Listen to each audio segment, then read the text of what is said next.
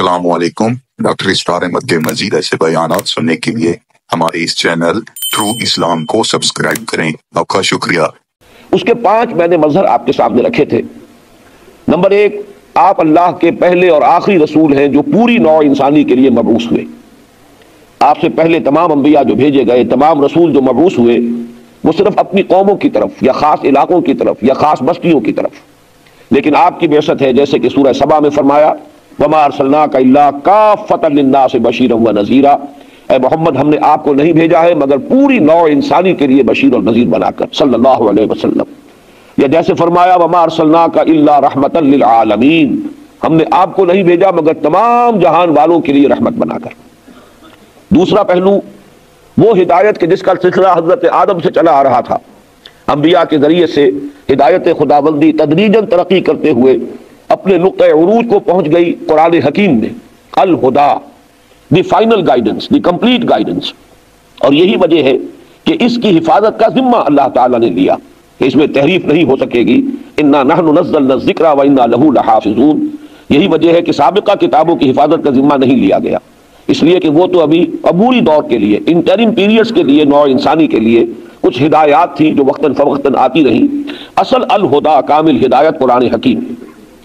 تیسرا پہلو یہ جو دوسرا پہلو میں نے بیان کیا ہے، اس کا تعلق ہے انسان کی شعوری ترقی کے ساتھ۔ ارتقاء جو نوع انسانی کا ہوا ہے، اس کی شعور کی سطح کا، وہ یوں سمجھیے کہ 600 مسیح میں، 600 عیسوی میں اس درجے کو پہنچ چکا تھا کہ تمام فلسفی اور حکماء یہ تسلیم کرتے ہیں کہ انسان کی فلسفیانہ سوچ اپنے نقطۂ عروج کو پہنچ چکی تھی۔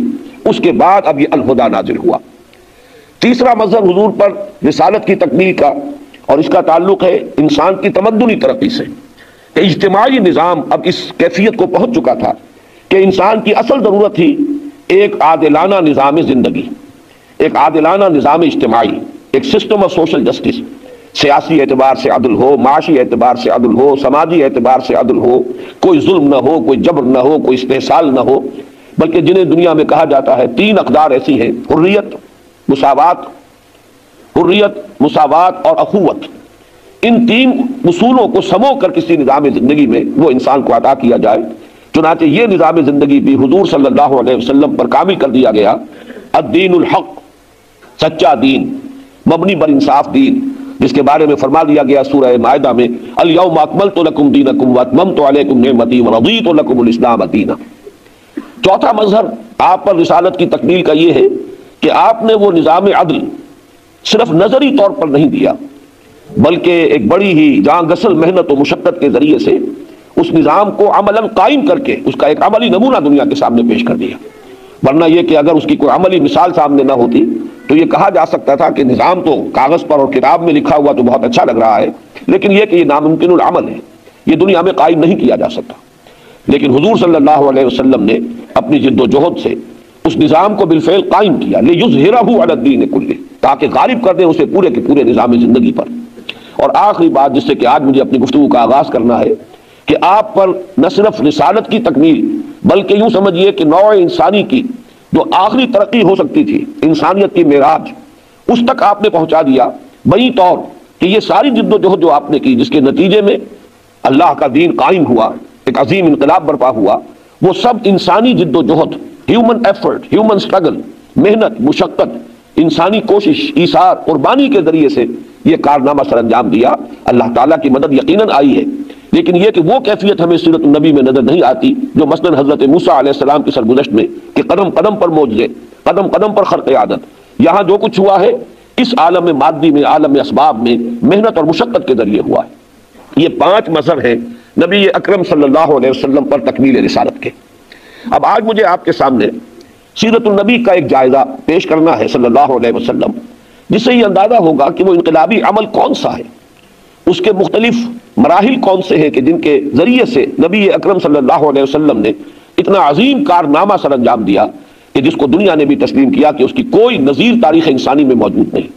میں ایم این رائے کا قول آپ کو سنا چکا ہوں 1920 کا کہ تاریخ انسانی کا عظیم ترین انقلاب وہ تھا کہ جو عرب میں برپا ہوا اب سے 1400 برس قبل، اور یہ کہ تاریخ انسانی کے سب سے بڑے انقلابی قائد تھے محمد صلی اللہ علیہ وسلم۔ ظاہر بات ہے کہ وہ حضور پر ایمان نہیں رکھتا، لیکن یہ ہے کہ جہاں تک واقعات ہیں، جہاں تک تاریخی شواہد ہیں، اس سے انکار کرنا اس کے لیے ممکن نہیں۔ اسی طرح کا قول جو ہے 1980 کے آس پاس کتاب شائع ہوئی امریکہ میں the 100 a selection and gradation of the 100 most influential personalities of the human race, اور اس میں وہ نمبر 1 پر لایا محمد رسول اللہ صلی اللہ علیہ وسلم کو، اور تسلیم کیا کہ یہ میں اس لیے کر رہا ہوں کہ مجھے پوری انسانی تاریخ میں اس کی کوئی اور نظیر نہیں ملتی. He is the only person supremely successful at both the religious and the secular levels. دونوں فیلڈز میں انتہائی کامیاب انسان تو ایک ہی ہے نسل انسانی کا. میں گاندھی کی شہادت بھی بیان کر چکا ہوں، کل ایچ جی ویلز کی گواہی بھی بیان کر چکا ہوں، اس لیے کہ غیروں کی گواہی ہے در حقیقت جو اہمیت رکھتی ہے. ہمیں تو حضور صلی اللہ علیہ وسلم کی ہر شے سے یقیناً عشق ہوگا، ہمارے دل میں تو آپ کی محبت ہے، عقیدت ہے، ہمیں تو ہر شے جو ہے عظمت کی بلندیوں پر نظر آئے گی. لیکن اصل میں وہ عربی زبان کا میں نے مقولہ آپ کو سنایا تھا کہ الفضل ما شہدت بہ الاعداء، اصل فضیلت وہ ہے جس کی گواہی اور جس کا اقرار دشمن کرے. تو غیروں نے تسلیم کیا ہے کہ نبی اکرم صلی اللہ علیہ وسلم نے تاریخ انسانی کا عظیم ترین انقلاب برپا کیا. اب میں پہلے اس سے کہ میں حضور صلی اللہ علیہ وسلم نے انقلاب کیسے برپا کیا، میں یہ چاہتا ہوں کہ اس سے قبل ذرا یہ بات سمجھ لیں کہ انقلاب کہتے کسے. جیسے کہ میں نے مائیکل ہارٹ کا قول آپ کو کل بھی سنایا، آج پھر دہرایا. آج کا یہ تصور عام ہے پوری دنیا میں کہ انسانی زندگی کے 2 گوشے ہیں، ایک انفرادی ایک اجتماعی، اور مذہب کا تعلق صرف انفرادی گوشے سے ہے. جو سیکولرزم کا نظریہ آج پوری دنیا میں چل رہا ہے وہ یہی ہے کہ انسان کے لیے مذہب جو ہے وہ اس کا انفرادی معاملہ ہے، اس کو چھوڑ دیا جانا چاہیے ہر انسان پر کہ وہ جو چاہے عقیدہ رکھے، جس کو چاہے پوجے، جس طرح چاہے پوجے، اور اسی طریقے سے کچھ سوشل کسٹمز ہیں جس طریقے سے چاہے ان کو کر لے. مثلا یہ کہ پیدائش ہوئی ہے بچے کی تو خوشیاں کیسے منائے، اسی طریقے سے اگر کسی کا انتقال ہو گیا ہے تو ڈیڈ باڈی کو کیسے ڈسپوز آف کرے. یہ چیزیں جو ہے یہ انسان کی انفرادی زندگی سے متعلق ہے، اس میں ہر شخص کو آزادی ہونی چاہیے. البتہ انسان کی جو اجتماعی زندگی ہے، معاشرتی زندگی، معاشی زندگی، سیاسی زندگی، یہ 3 گوشے ہیں. اگر آپ مذہبی زندگی کو انفرادی زندگی کو لیں گے تو وہ بھی 3 ہی بنیں گے، عقیدہ اور عبادات اور کچھ سوشل کسٹمز. یہ 3 چیزیں ہیں جو انفرادی طور پر ہر ایک کو اجازت ہونی چاہیے وہ جیسے چاہے ان کاموں کو سر انجام دے. لیکن society, economic system, political system, social system, economic system, political system, یہ وہ 3 چیزیں ہیں کہ جن کا تعلق انسان کی اجتماعی زندگی سے ہے. اس میں کسی مذہب سے کوئی سروکار نہیں ہوگا، بلکہ یہ تو انسان اپنی آزاد مرضی سے، اپنے نمائندوں کے ذریعے سے، کثرت رائے سے جو فیصلہ کر لیں گے بس وہی نظام اختیار کر لیا جائے گا، جو قانون بنا لیں گے وہی نافذ ہو جائے گا، اس میں کسی مذہب سے کوئی ریفرنس نہیں ہوگا. اب یہ جو 2 حصے زندگی کے ہیں ان میں یہ سمجھ لیجئے کہ انقلاب کے اگرچہ لفظی معنی تو ہے تبدیلی، انقلاب تبدیل ہو جانا، بدل جانا. قلب سے بنا ہے یہ لفظ، یہ قلب دل ہے، یہ دل ہمارے جسم کا وہ عضو ہے جسے کسی کل چین نہیں ہے. یہ کبھی پھیل رہا ہے کبھی سکڑ رہا ہے، کبھی پھیل رہا ہے کبھی سکڑ رہا ہے. ایک حالت میں اس کو کوئی بھی چین والی کیفیت حاصل نہیں، بلکہ یہ کہ اگر کہیں اس کو چین آ گیا تو اس کا مطلب ہے کہ زندگی ختم ہو جائے گی. یہ ہر وقت بدلتا ہے. تو انقلاب کا لفظ اسی سے بنا ہے، قلب ماہیت اسی سے بنا ہے. کسی شے کے اندر بنیادی تبدیلی آ جانا، ایسنشل چینج، وہ ہے قلب ماہیت.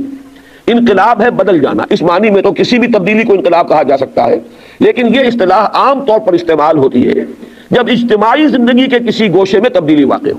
جیسے فرانس کا انقلاب تھا، سیاسی نظام بدل گیا، بادشاہت کا خاتمہ ہوا، جمہوریت کا آغاز ہو گیا. یا جیسے بولشوک ریولوشن تھا رشیا کا اس صدی کا، اس میں معاشی ڈھانچہ بدل گیا، انفرادی ملکیت کا اصول ختم، سب کچھ جو ہے وہ قومی ملکیت میں ہے. یہ بھی یقیناً معاشرتی اور جو معاشی ڈھانچہ ہے بدل گیا، اسے انقلاب کہتے ہیں. لیکن جیسا کہ میں کل عرض کر چکا ہوں، کامل انقلاب، مکمل انقلاب، ہمہ جہت انقلاب، ہر پہلو پر کا احاطہ کرنے والا انقلاب صرف انقلاب محمدی ہے صلی اللہ علیہ وسلم. اس اعتبار سے بھی انقلابی عمل کسے کہتے ہیں اسے ہمیں سمجھنا چاہیے حضور کی سیرت سے.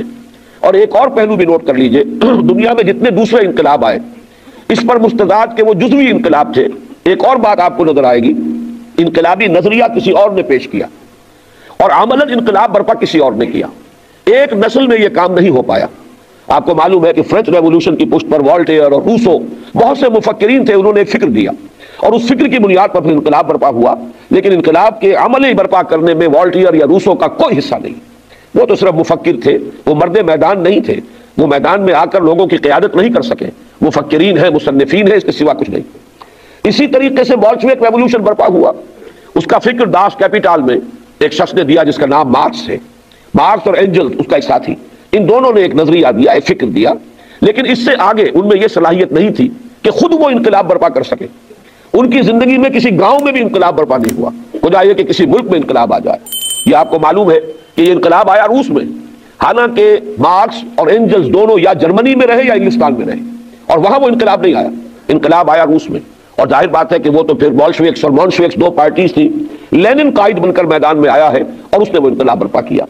اس کا تقابل کیجئے اس سے کہ حضور صلی اللہ علیہ وسلم نے کل 23 برس میں فرد واحد سے آغاز کیا اپنی دعوت کا، فکر بھی آپ نے دیا، نظریہ بھی آپ نے دیا، جماعت آپ نے بنائی، لوگوں کو منظم آپ نے کیا، ان کی تربیت کی، پھر یہ کہ میدان میں آ کر عین میدان جنگ میں بھی سپہ سالار محمد رسول اللہ صلی اللہ علیہ وسلم ہر قدم پر، ہر مرحلے پر آپ ہی نے رہنمائی کی ہے، یہاں تک کہ کل 23 برس، اور یہ بھی ہمارا اصل میں مغالطہ ہے، بنتے ہیں 22 برس، اس لیے کہ 23 برس جو ہے وہ قمری حساب سے ہے، ورنہ اصل جو ہمارا عام جو سوچنے کا انداز ہے وہ ہے سولر کیلنڈر شمسی، تو اس کے حساب سے کل 22 برس میں حضور صلی اللہ علیہ وسلم نے فرد واحد سے دعوت کا آغاز کر کے لکھوں کا مربع میل کے رقبے پر ایک نظام قائم کر دیا، ایک انقلاب عظیم برپا کر دیا۔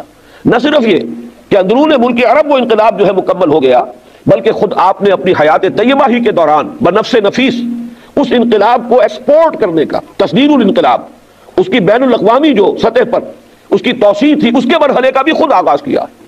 چنانچہ اس کی بھی کوئی نظیر تاریخ انسانی میں نہیں ہے۔ اس بنا پر میں یہ دعویٰ کر رہا ہوں کہ اگر کوئی شخص یہ سمجھنا چاہے کہ انقلاب کیسے لایا جا سکتا ہے تو اس کے لیے صرف ایک سورس ہے، اسے رجوع کرنا ہوگا سیرت نبوی، سیرت محمدی علیہ صاحب الصلاۃ والسلام کی طرف، کہ اس کے سوا کوئی اور سورس ہمارے پاس نہیں ہے کہ ایک لائف سپین میں، ایک انسانی زندگی کے کل 23 برس کے مختصر سے وقفے میں ایک انقلاب ابتدا سے لے کر انتہا تک کامل ہو گیا۔ میں نے سیرت النبی سے انقلابی پروسیس کے 6 سٹیپس ڈرائیو کیے ہیں، اخذ کیے ہیں۔ میں یہ چاہتا ہوں کہ پہلے وہ آپ کے سامنے اجمالاً بیان کر دوں کہ وہ 6 سٹیپس کیا ہیں، اور پھر سیرت کا ہم جائزہ لیں گے اس کے حوالے سے، گویا کہ خاکہ جو بن جائے گا اس میں ہم سیرت کے واقعات کے ذریعے سے رنگ بھریں گے۔ یہ 6 سٹیپس کیا ہیں؟ سب سے پہلا قدم یہ ہے انقلاب کے لیے جو لازمی ہے کہ کوئی نہ کوئی فلسفہ، کوئی نظریہ ہونا چاہیے انقلابی، نیا نظام فکر، وہ لوگوں کے سامنے پیش کیا جائے۔ جیسے کمیونسٹ ریولوشن کے لیے مارکسزم ایک فلسفہ تھا، ایک نظریہ تھا، اس کو پھیلایا گیا، اس کو پیش کیا گیا، اس کو عام کیا گیا۔ دوسرا سٹیپ یہ ہے کہ جو لوگ اس فلسفے کو، اس نظریے کو قبول کریں، انہیں آرگنائز کیا جائے، جمع کیا جائے، منظم کیا جائے۔ یہ تنظیم بڑی مضبوط ہونی چاہیے، اس لیے کہ انقلاب برپا کرنے کے دوران یقیناً ایسے مراحل آئیں گے کہ جن میں طاقت کا استعمال بھی ہوگا، لہذا وہ طاقت کا استعمال صحیح ہو سکے، اس میں تجاوز اور تعدی نہ ہو جائے، اس کے لیے لازم ہے کہ وہ جماعت بہت مربوط ہو، منظم ہو۔ نمبر 3، اس جماعت کی تربیت کی جائے، ٹریننگ دی جائے، ایسا نہ ہو کہ وقت پڑنے پر وہ کچے اور بودے ثابت ہو، جب مقابلے کا مرحلہ آئے تو وہ بزدلی کا مظاہرہ کریں۔ پھر یہ کہ ان کے رگوں پہ میں وہ اپنا انقلابی نظریہ سرایت کیے ہوئے ہیں۔ یہ 3 سٹیپس ہیں جن کے نتیجے میں ایک قوت وجود میں آتی ہے، ایک انقلابی طاقت، انقلابی پارٹی۔ اب اس کے بعد مرحلہ شروع ہوتا ہے کہ وہ جو نظام پہلے سے قائم ہے اب اسے اکھیڑنا ہے اور اس کی جگہ پر ایک نیا نظام لانا ہے، تو گویا کہ تصادم ناگزیر ہے۔ یہ تصادم کا لفظ میں پورے شعور کے ساتھ استعمال کر رہا ہوں، انقلاب بغیر تصادم کے نہیں آ سکتا۔ محض مذہبی تبلیغ کیے چلے جانا ہو، جیسے کہ عیسائی مشنریز تبلیغ کرتے ہیں، ان کے پیش نظر کوئی انقلاب لانا ہے ہی نہیں، جیسا کہ میں کل عرض کر چکا ہوں، وہ تو سینٹ پال نے شریعت موسوی بھی ساخت کر دی عیسائیوں پر سے، کوئی شریعت ہی نہیں، کوئی قانون ہی نہیں، کوئی شے فرض نہیں، کوئی شے حرام نہیں۔ اس اعتبار سے کوئی نظام تو بہت دور کی بات ہے کہ کوئی نظام زندگی ہو ان کے سامنے جسے قائم کرنا ہو، انہیں صرف ایک عقیدے کی ترویج کرنی ہے، عقیدے کی اشاعت کرنی ہے۔ اس اعتبار سے وہ مذہبی تبلیغ کرتے رہتے ہیں، لیکن انقلاب لانے کے لیے تو نظام بدلنا ہوگا، اور جو نظام پہلے سے قائم ہے اس میں لوگوں کے ویسٹڈ انٹرسٹ ہے، مفادات ہے، مراعات ہے۔ اگر سرمایہ دارانہ نظام ہے تو سرمایہ داروں کا طبقہ ہے، ان کے مفادات پر آنچ آئے گی اگر آپ اس انقلاب لا کر اس نظام کو بدلنا چاہیں۔ اگر جاگیردارانہ نظام ہے تو جاگیرداروں کو مراعات حاصل ہے، مفادات ہیں، ان کا ویسٹڈ انٹرسٹ ہے۔ اگر آپ اس نظام کو چھیڑیں گے تو ان کے مفادات پر آنچ آئے گی، وہ تو یقیناً اس کی مزاحمت کریں گے، وہ اس کا راستہ روکنے کی کوشش کریں گے، اپنے مفادات کے تحفظ کی کوشش کریں گے۔ لہذا تصادم ناگزیر ہے۔ البتہ اس تصادم کے 3 مرحلے ہیں۔ جب تک انقلابی طاقت ابھی تھوڑی ہے، نفری بھی کم ہے، ابھی تربیت بھی پوری نہیں ہوئی ہے، جب تک کہ میچور نہیں ہے وہ انقلابی طاقت، اس وقت تک یہ ہے کہ انہیں ستایا جائے، انہیں مارا جائے، انہیں جیلوں میں ٹھوس دیا جائے، انہیں پرسیکیوٹ کیا جائے، ان پر ٹارچر کیا جائے، لیکن انہیں وائلنٹ نہیں ہونا چاہیے۔ انہیں صبر کے ساتھ اور پرامن رہتے ہوئے بغیر کسی متشددانہ کارروائی کے جو پرسیکیوشن بھی آئے برداشت کرنی چاہیے، کیونکہ اگر شروع ہی میں وہ انقلابی جماعت وائلنٹ ہو جائے گی تو گویا کہ جو وقت کا نظام ہے اس کو کرش کرنے کا اور ان کو ختم کرنے کا جواب مل جائے گا۔ لیکن جب یہ محسوس ہو کہ اب ہمارے پاس طاقت کافی ہے، اب ہم اس نظام کو چیلنج کر سکتے ہیں، اب ہم اقدام کر سکتے ہیں، تو پھر کسی بھی ایشو پر بات جو ہے اس کو سامنے لائی جائے جس سے کہ ایک تصادم پیدا ہو بالفعل، اور اس کے نتیجے میں آخری سٹیج پھر آرم کانفلکٹ، مسلح تصادم، جیسے کہ حضور صلی اللہ علیہ وسلم کی سیرت میں بھی ہمیں نظر آتا ہے۔ جب وہ آخری سٹیج آتی ہے تو پھر دو نتیجوں میں سے ایک ہوگا لا محالہ، یا تخت یا تختہ، یا انقلابی جماعت کامیاب ہو جائے گی، انقلاب برپا ہو جائے گا، یا یہ ہے کہ وہ اگر کمزور تھے، ابھی خام تھے، ابھی قوت کم تھی، لیکن انہوں نے بڑا قدم اٹھا لیا، چیلنج کر دیا، وہ کرش کر دیے جائیں گے۔ تو اس دو کے سوا تیسرا کوئی امکان نہیں، یا تخت یا تختہ۔ تو یہ 6 اقدامات ہیں یا 6 سٹیپس ہیں، 6 مراحل ہیں: دعوت، تنظیم، تربیت، صبر محض، پھر چیلنج یا اقدام، اور پھر مسلح تصادم۔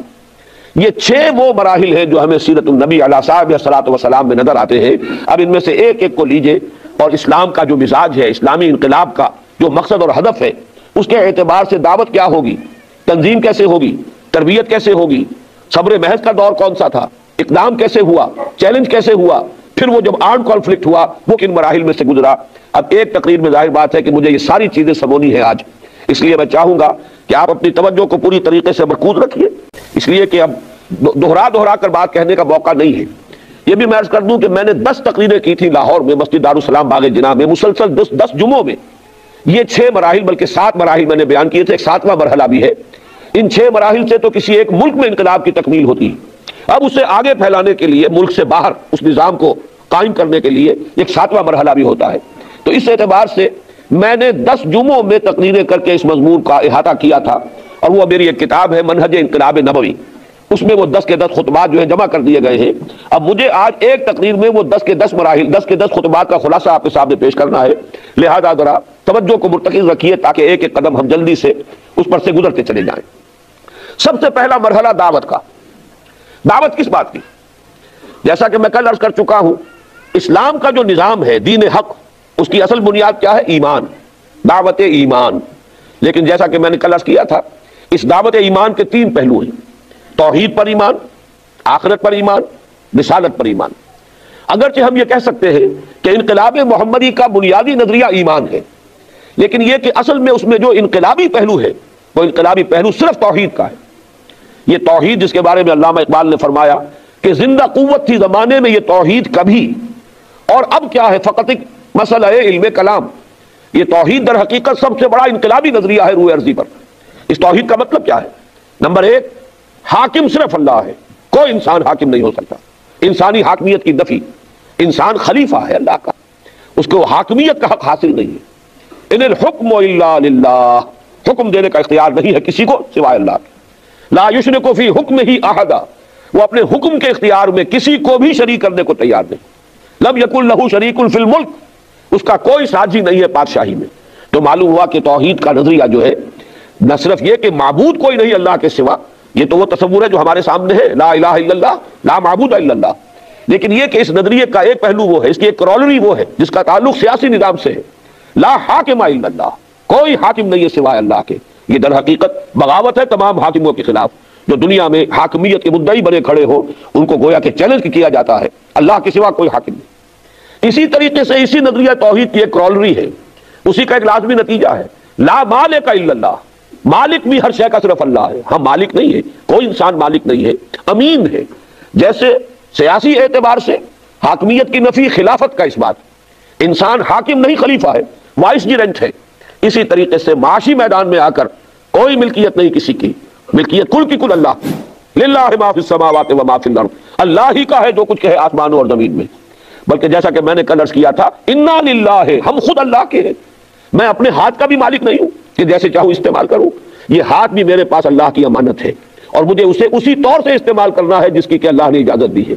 یہ میری آنکھیں میری نہیں ہے کہ اس کو جس طرح چاہوں استعمال کروں، یہ زبان میری نہیں ہے کہ اس سے جو چاہے لفظ نکال دوں، بلکہ یہ بھی اللہ کی امانت ہے میرے پاس۔ شیخ ساری کا بڑا پیارا شعر ہے، ای امانت چند روزہ نزد ماست، در حقیقت مالک ہر شے خداست۔ یہ جو کچھ میرے پاس ہے یہ تو ایک چند روز کی امانت ہے، باقی ملکیت تامہ وہ صرف اللہ کی۔ یہ در حقیقت یہ بھی ایک بڑا انقلابی نظریہ ہے۔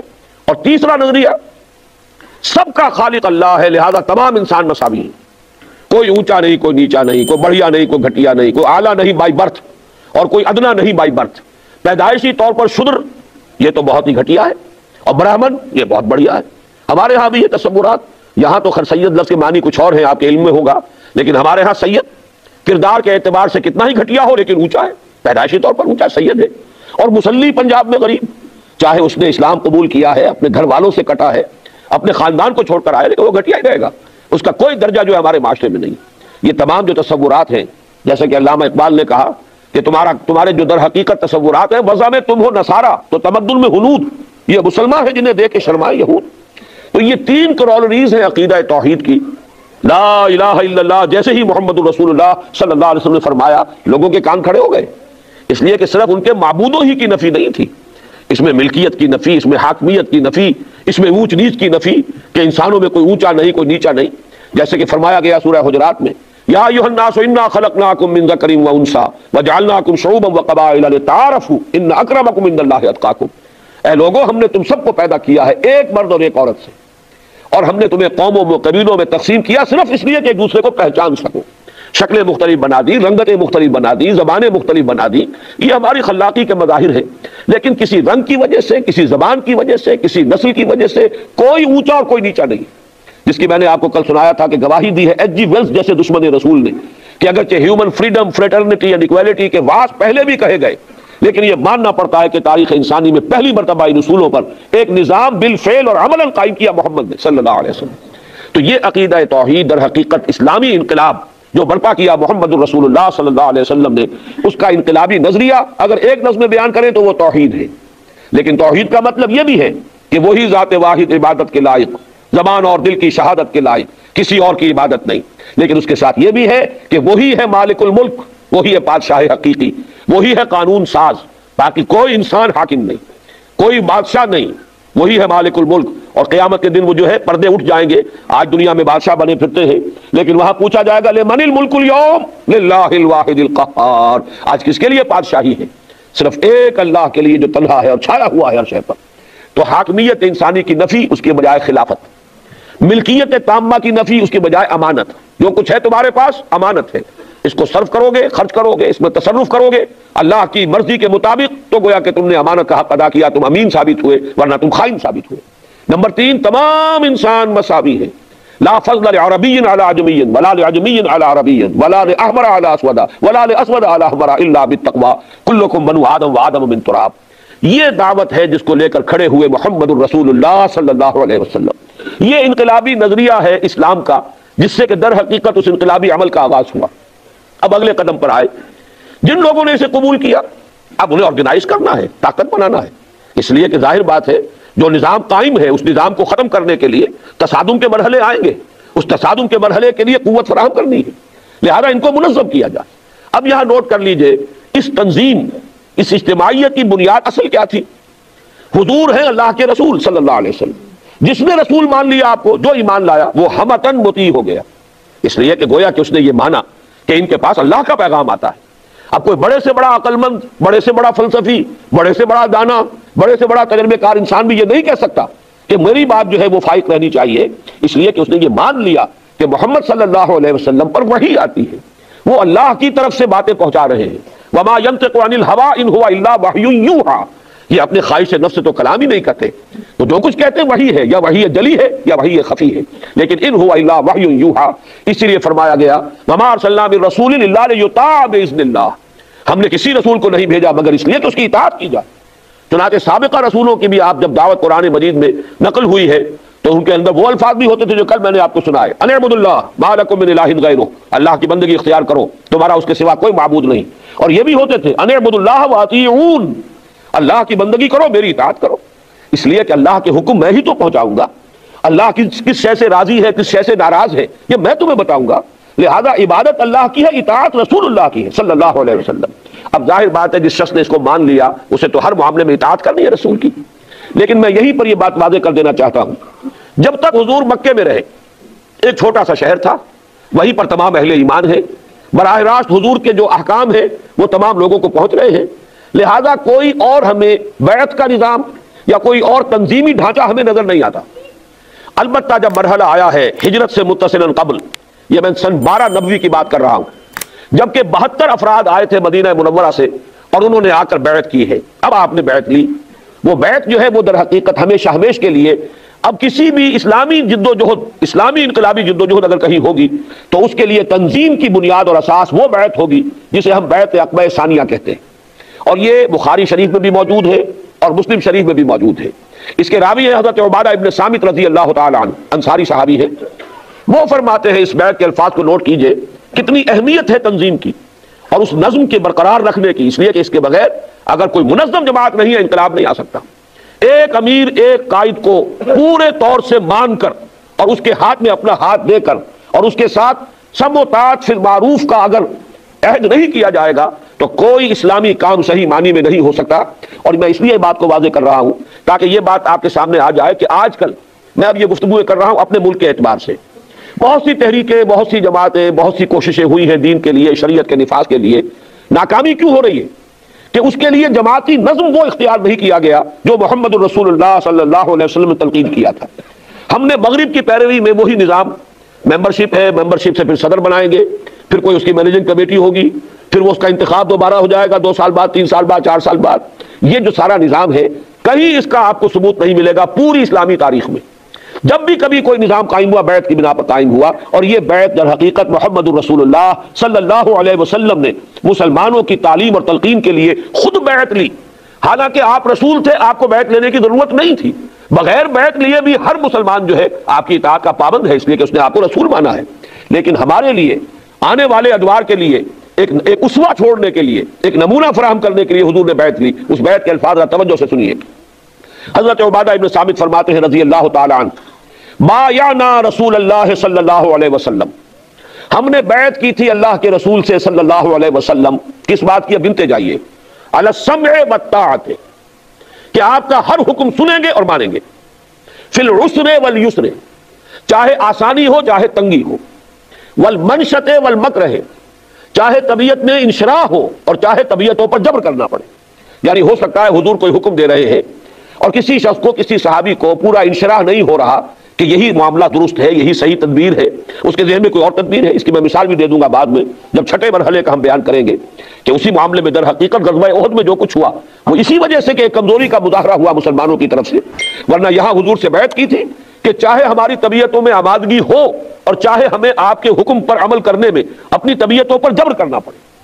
بایعنا رسول اللہ صلی اللہ علیہ وسلم علی السمع والطاعۃ فی العسر والیسر والمنشط والمکرہ وعلی اثرۃ علینا، چاہے ہم پر دوسروں کو ترجیح دے دیں، ہم یہ نہیں کہیں گے کہ آپ نے فلاں کو امیر کیوں بنایا جبکہ یہ تو ابھی آیا ہے، چند دن ہوئے، میں پرانا ہوں، میری اتنی سٹینڈنگ ہے، میں سینئر ہوں، نہیں، جس کو آپ چاہیں گے امیر بنائیں۔ وعلی اللہ ننازع الامر اہلہ، اور یہ کہ ہم جھگڑیں گے نہیں ان لوگوں سے کہ جنہیں آپ امیر بنائیں گے، والی امر بنائیں گے، جنہیں بھی آپ عہدہ دیں گے ہم ان کے ساتھ تعاون کریں گے، بجائے اس کے کہ ان کے ساتھ جھگڑیں، کوئی فرکشن رکھیں، بلکہ جیسے کہ حضور نے فرمایا من اطاعنی فقد اطاع اللہ ومن عصانی فقد عصى اللہ ومن اطاع امیری فقد اطاعنی ومن عصى امیری فقد عصانی، جس نے میری اطاعت کی اس نے اللہ کی اطاعت کی، جس نے میری نافرمانی کی اس نے اللہ کی نافرمانی کی، اور جس نے میرے مقرر کردہ کسی امیر کی اطاعت کی اس نے در حقیقت میری اطاعت کی، اور جس نے میرے مقرر کیے ہوئے امیر کی نافرمانی کی اس نے میری نافرمانی کی۔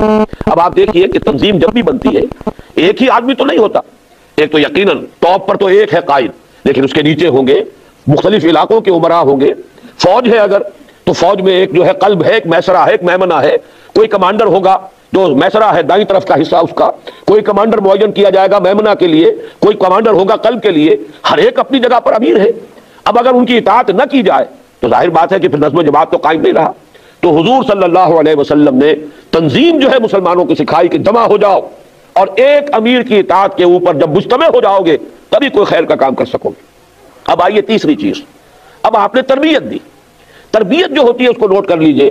ہمارے ہاں بدقسمتی سے جب خلافت راشدہ کا نظام ختم ہو گیا اور ہمارے ہاں مذہب اور سیاست جو ہے علیحدہ ہو گئے، حکومت اب بادشاہوں کی ہے، بنو امیہ کے ہوں، بنو عباس کے ہوں، کوئی اور ہو، اور جو روحانی ہے رہنمائی وہ صوفیہ کر رہے ہیں، علمی رہنمائی علماء کر رہے ہیں، یہ تقسیم ہو گیا۔ جبکہ خلافت راشدہ کے دوران حضور صلی اللہ علیہ وسلم کی موجودگی میں تو کوئی اور سوال ہے ہی نہیں. آپ ہی سپہ سالار بھی ہیں، آپ ہی قاضی القضات بھی ہیں، آپ ہی داعی بھی ہیں، آپ ہی مبلغ بھی ہیں، آپ ہی سب سے بڑے معلم بھی ہیں. تو یہ ساری حیثیتیں ایک فرد میں جمع تھی. لیکن خلافت راشدہ تک بھی یہ ساری حیثیتیں جمع تھی. حضرت ابو بکر ہے، وہی امام ہے، وہی خطیب ہے مسجد نبوی کے اندر، وہی سب سے بڑے صوفی بھی ہیں، روحانیت کے اندر بھی وہی رہنمائی کریں گے. اور پھر یہ کہ سیاست جو ہے، حکومت ہے، اس کا بھی اختیار ان کے پاس ہے. لیکن بعد میں جب تقسیمیں ہو گئی تو پھر جو ہمارا خانقاہی نظام وجود میں آیا ہے، اس نے تربیت اور تزکیے کے لیے کچھ اور نئے طریقے ایجاد کیے. یہ مراقبے ہو رہے ہیں، یہ ذکر کی نئی نئی شکلیں ہیں جو ایجاد ہوئی ہیں. یہ کیوں کی گئی؟ اس لیے کہ در حقیقت دین اور دنیا کی جو دوئی قائم ہو گئی، اس کی وجہ سے وہ جو نظام تربیت تھا محمد رسول اللہ صلی اللہ علیہ وسلم کا، وہ ختم ہو گیا. وہ نظام تربیت کیا تھا؟ حضور نے تربیت کیسے دی؟ سب سے پہلی بات جو کسی انقلابی تربیت میں ضروری ہے وہ یہ ہے کہ جو بنیادی نظریہ ہے وہ پختہ سے پختہ ہوتا چلا جائے، اس میں کہیں ضعف نہیں آنا چاہیے. اس لیے کہ ظاہر بات ہے وہی شخص قربانی دے گا کہ جس کے ذہن کے اندر وہ اپنا عقیدہ پختہ ہے، ایمان راسخ ہے، داغزی ہے. اس اعتبار سے قرآن کا پڑھنا پڑھانا، آپ اندازہ کیجئے خود حضور سے خطاب کر کے فرمایا گیا شروع میں، یا ایھا المزمل قم اللیل الا قلیلا نصفہ او انقص منہ قلیلا او زد علیہ ورتل القرآن ترتیلا. اس قرآن کو ٹھوک ٹھوک کر اپنے اندر اتاریے. اور یہی کام صحابہ کرام، اصل میں خطاب حضور سے ہو رہا ہے لیکن اصل تو یہ امت سے کہا جا رہا ہے. ان ربک یعلم انک تقوم ادنی من ثلثی اللیل ونصفہ وثلثہ وطائفۃ من الذین معک. آپ کے ساتھ جو ایمان لائے، اس طریقے سے قرآن مجید جو ہے ان کے ذہنوں میں، ان کے قلوب میں، ان کے وجود کے اندر سرایت کر رہا. لہذا تہجد کی نماز، رات کو کھڑے رہنا، اس میں یہ ہے کہ نفس کے خلاف بھی، ان ناشیۃ اللیل ہی اشد وطئا واقوم قیلا، رات کے وقت جاگ کر، نیند سے اٹھ کر اللہ کی عبادت کے لیے کھڑے ہو جانا، نفس کو کچلنے میں یہ بہت ہی مفید ہے. البتہ جیسے جیسے مرحلے آگے آئے پھر وہ تہجد کی بجائے پنج گانا نماز، جب یہ پنج گانا نماز آ گئی، فرض نماز، تو پھر فرما دیا گیا کہ جتنی شدید ٹریننگ آغاز میں آپ کو دی گئی ہے، اے مسلمانوں اس کا احاطہ تم نہیں کر سکو گے، اس پر پابندی نہیں کر سکو گے. اللہ تعالیٰ کے علم میں ہے، علم ان سیکون منکم مرضی وآخرون یضربون فی الارض یبتغون من فضل اللہ وآخرون یقاتلون فی سبیل اللہ فاقرؤوا ما تیسر منہ واقیموا الصلاۃ وآتوا الزکاۃ. جب یہ کیفیت ہو گئی تو اب رات کی اتنی مشقت نہیں جھیل سکو گے. آخر کبھی بیماری بھی آئے گی، کبھی سفروں پر بھی ہوگے، کبھی اللہ کی راہ میں جنگوں کے لیے نکلو گے، تو یہ مشقت جھیلنی جو ہے آسان نہیں ہوگی. لہذا جتنا بھی ممکن ہے قرآن کو پڑھو. قراءت قرآن لازم ہے، اس لیے کہ اسی سے تمہارا نظریہ تازہ ہوتا رہے گا، اسی سے وہ فکر جو ہے، ایمان، اس کے اندر گہرائی اور گہرائی جو ہے بڑھتی چلی جائے گی. باقی نماز قائم کرو، زکوٰۃ ادا کرو، یہ ہے در حقیقت جو بدل ہو گیا اس رات کی شدید ریاضت کا. لیکن جان لیجئے اسلام کی تربیت، انقلابی تربیت میں سب سے پہلا جو ہے، سب سے مؤثر عمل وہ قرآن مجید کو زیادہ سے زیادہ اپنے باطن میں اتارتے رہنا اور تازہ رکھنا، استحضار رکھنا، کہیں ذہول نہ ہو جائے، کہیں کسی درجے میں بھی انسان جو ہے اس کا فکر دھندلا نہ جائے. نمبر 2 چیز اب نوٹ کیجئے کہ اس اسلامی تربیت کا دوسرا اہم ترین حصہ جو ہے، ایمان میں سے ایمان بالآخرہ. یہ یقین جتنا مستحضر ہو جائے کہ یہ زندگی عارضی زندگی ہے، اصل زندگی موت کے بعد کی زندگی. ان دار الاخرۃ لہی الحیوان لو کانوا یعلمون. اصل میں تو آخرت کا گھر ہی زندگی ہے، کاش کہ انہیں معلوم ہوتا. میں کل وضاحت سے بیان کر چکا ہوں. جس شخص کا یقین اس بات پر ہو جائے گا وہ تن من دھن لگا دینے میں اسے کوئی باک نہیں. یہ تن من دھن کو سنبھال کر تو وہ رکھے گا جو یہ سمجھتا ہو کہ کوئی اور زندگی نہیں ہے. یہ اگر خرچ کر دیا میں نے تو گویا کہ خرچ ہو گیا، ضائع ہو گیا.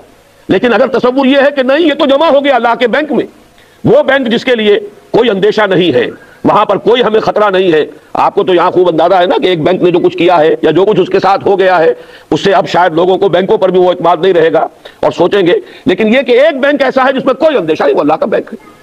یہ عقیدہ آخرت ہے در حقیقت کے جو وہ سرفروشی اور جاں فشانی اور اپنا سب کچھ اللہ کی راہ میں لگانے کے لیے انسان کو آمادہ کرتا ہے کہ اسے معلوم ہے کہ اصل زندگی تو وہ ہے، اور جو کچھ میں یہاں خرچ کر رہا ہوں اللہ کے لیے، جو کچھ میں محنت کر رہا ہوں اللہ کے دین کے لیے، اس کا مجھے بہت بڑا اجر و ثواب اللہ کے ہاں ملے گا. پھر یہ کہ باہمی اخوت، آپس کا بھائی چارہ، جیسے کہ میں نے بھی وہ آیت ابھی پڑھی کہ یہ محمد الرسول اللہ والذین معہ اشداء علی الکفار رحماء بینہم، آپس میں انتہائی شفیق اور مہربان. یہ اخوت جو ہے، جس کی ایک مثال جو ہے غزوہ احد میں سامنے آئی، وہ واقعہ آپ نے سنا بھی ہوگا کہ آپ کو معلوم ہے کہ بہت سے مسلمان شہید ہوئے، 70 شہید ہوئے. ان میں جب جنگ کے بعد کیفیت ہوئی کہ 3 زخمی تھے، جن میں سے اس وقت جب کہ خون بہت نکل جاتا ہے، جس میں سے پیاس کا شدت سے احساس ہوتا ہے، تو ایک زخمی کہہ رہے ہیں الاچ الاچ. پانی کا پیالہ قریب لایا جاتا ہے کہ برابر سے کسی اور کی آواز آ جاتی ہے الاچ. اب وہ کہتا ہے پہلے میرے بھائی کو پلاؤ. وہاں گئے تو ان کو ابھی صرف منہ کو لگایا تھا پیالہ کے، اور قریب سے آ گئی کسی اور کی پکار الاچ، اور وہ کہا پہلے اس کو پلاؤ. جب وہاں پہنچے ہیں ان کا انتقال ہو گیا، واپس آئے دوسرے کا بھی انتقال ہو گیا، پھر واپس آئے پہلا بھی گیا، معلوم ہوا کہ سب کے سب اپنا حلق تر کیے بغیر پہنچ گئے، اس لیے کہ ایک دوسرے کے لیے ایثار، یہ ایثار ہے جو محمد الرسول اللہ صلی اللہ علیہ وسلم نے صحابہ کرام کے اندر پیدا کر دیا، اخوت باہمی، اور اس درجے کی شدید اخوت، یہ ہے وہ انقلابی تربیت، اور سب سے بڑی تربیت ہوتی ہے، یہ نوٹ کر لیجئے، جو دوسرا مرحلہ میں نے بیان کیا، سمع و طاعت، حکم سننا اور ماننا، اس لیے کہ انسان کو سب سے زیادہ جو عزیز ہے وہ اپنی انا ہوتی ہے، میری رائے، میرا خیال، میں ان کی بات کیوں مانوں، ان کو کوئی سرخاب کا پر لگا ہوا نہیں ہے، یہ کہیں آسمان سے نازل نہیں ہوئے ہیں، لیکن جب ٹریننگ ہوتی ہے ماننا ہوگا، چاہے تمہاری طبیعت اس پر انشراح محسوس نہیں کر رہی ہے پھر بھی تمہیں ماننا ہوگا، جیسا کہ میں ابھی بات عرض کروں گا، چوتھے مرحلے کے دوران پورے 12 برس حضور صلی اللہ علیہ وسلم کا حکم یہ تھا، جس کو آرڈر آف دی ڈے کہا جائے گا آرمی کی اصطلاح میں، کہ چاہے تمہارے پرچے اڑا دیے جائیں تم کوئی جوابی کارروائی نہیں کرو گے۔ اس حکم کی اطاعت جو ہے، اس پر کاربند رہنا، یہ اتنی بڑی تربیت تھی، انسان جو ہے اپنے ارادے پر، اپنے جذبات کے اوپر کنٹرول رکھے، کسی نے تھپڑ مارا ہے جواب میں تھپڑ نہ مارے، کسی نے اگر کوئی اور تکلیف پہنچائی ہے تو چاہے قادر بھی ہو فوری طور پر بدلہ لینے پر، لیکن بدلہ نہ لے، اس لیے کہ محمد الرسول اللہ نے اجازت نہیں دی صلی اللہ علیہ وسلم۔ اس سے وہ تربیت ہوئی ہے صحابہ کرام کی کہ جس میں کہ نظم، سمع و طاعت، ڈسپلن، جو حکم دیا جائے مانو۔ یہ 3 مرحلے ہیں جس سے کہ ایک جماعت وجود میں آئی، ایک طاقت وجود میں آ گئی، اور یہ نوٹ کر لیجئے 10 برس میں بمشکل 125 افراد جمع ہوئے حضور کے پاس، آسان کام نہیں ہے یہ اس لیے میں آپ کو بتا رہا ہوں کہ ہم اگر کوئی کام شروع کرتے ہیں اور چند سالوں تک کوئی ریسپانس نہیں ملتی تو ہمت جواب دے جاتی ہے، یہ گویا کہ ہمارے لیے لینڈ مارک ہے سیرت النبی میں، 10 برس اور حضور جیسا داعی، حضور جیسا مبلغ، حضور جیسا مربی، حضور جیسا مزکی، حضور جیسا معلم، کردار اتنا بلند کہ دشمن بھی کوئی انگلی اٹھا نہیں سکتا، مانتے ہیں کہ صادق الامین ہے، ہم تو ظاہر بات ہے کہ ہمارے اپنے کردار پر دھبے ہوتے ہیں، زیادہ نہیں تو کم ہے، لیکن یہ کہ بے داغ کردار آج کس کا ہوگا، کسی نہ کسی پہلو سے کوئی نہ کوئی کمی، کوئی نہ کوئی کوتاہی ہے، تو اس پہلو سے ہمیں سوچنا چاہیے کہ حضور جیسا داعی اور مبلغ، حضور جیسا مربی اور معلم، کردار کی اس بلندی پر فائز، لیکن مکے کے ایک چھوٹے سے شہر کے اندر 10 برس تک دعوت دی ہے، بمشکل 125 افراد آئے، جس کو صرف واقعے کے طور پر اپنے پاس نوٹ کر لیجئے۔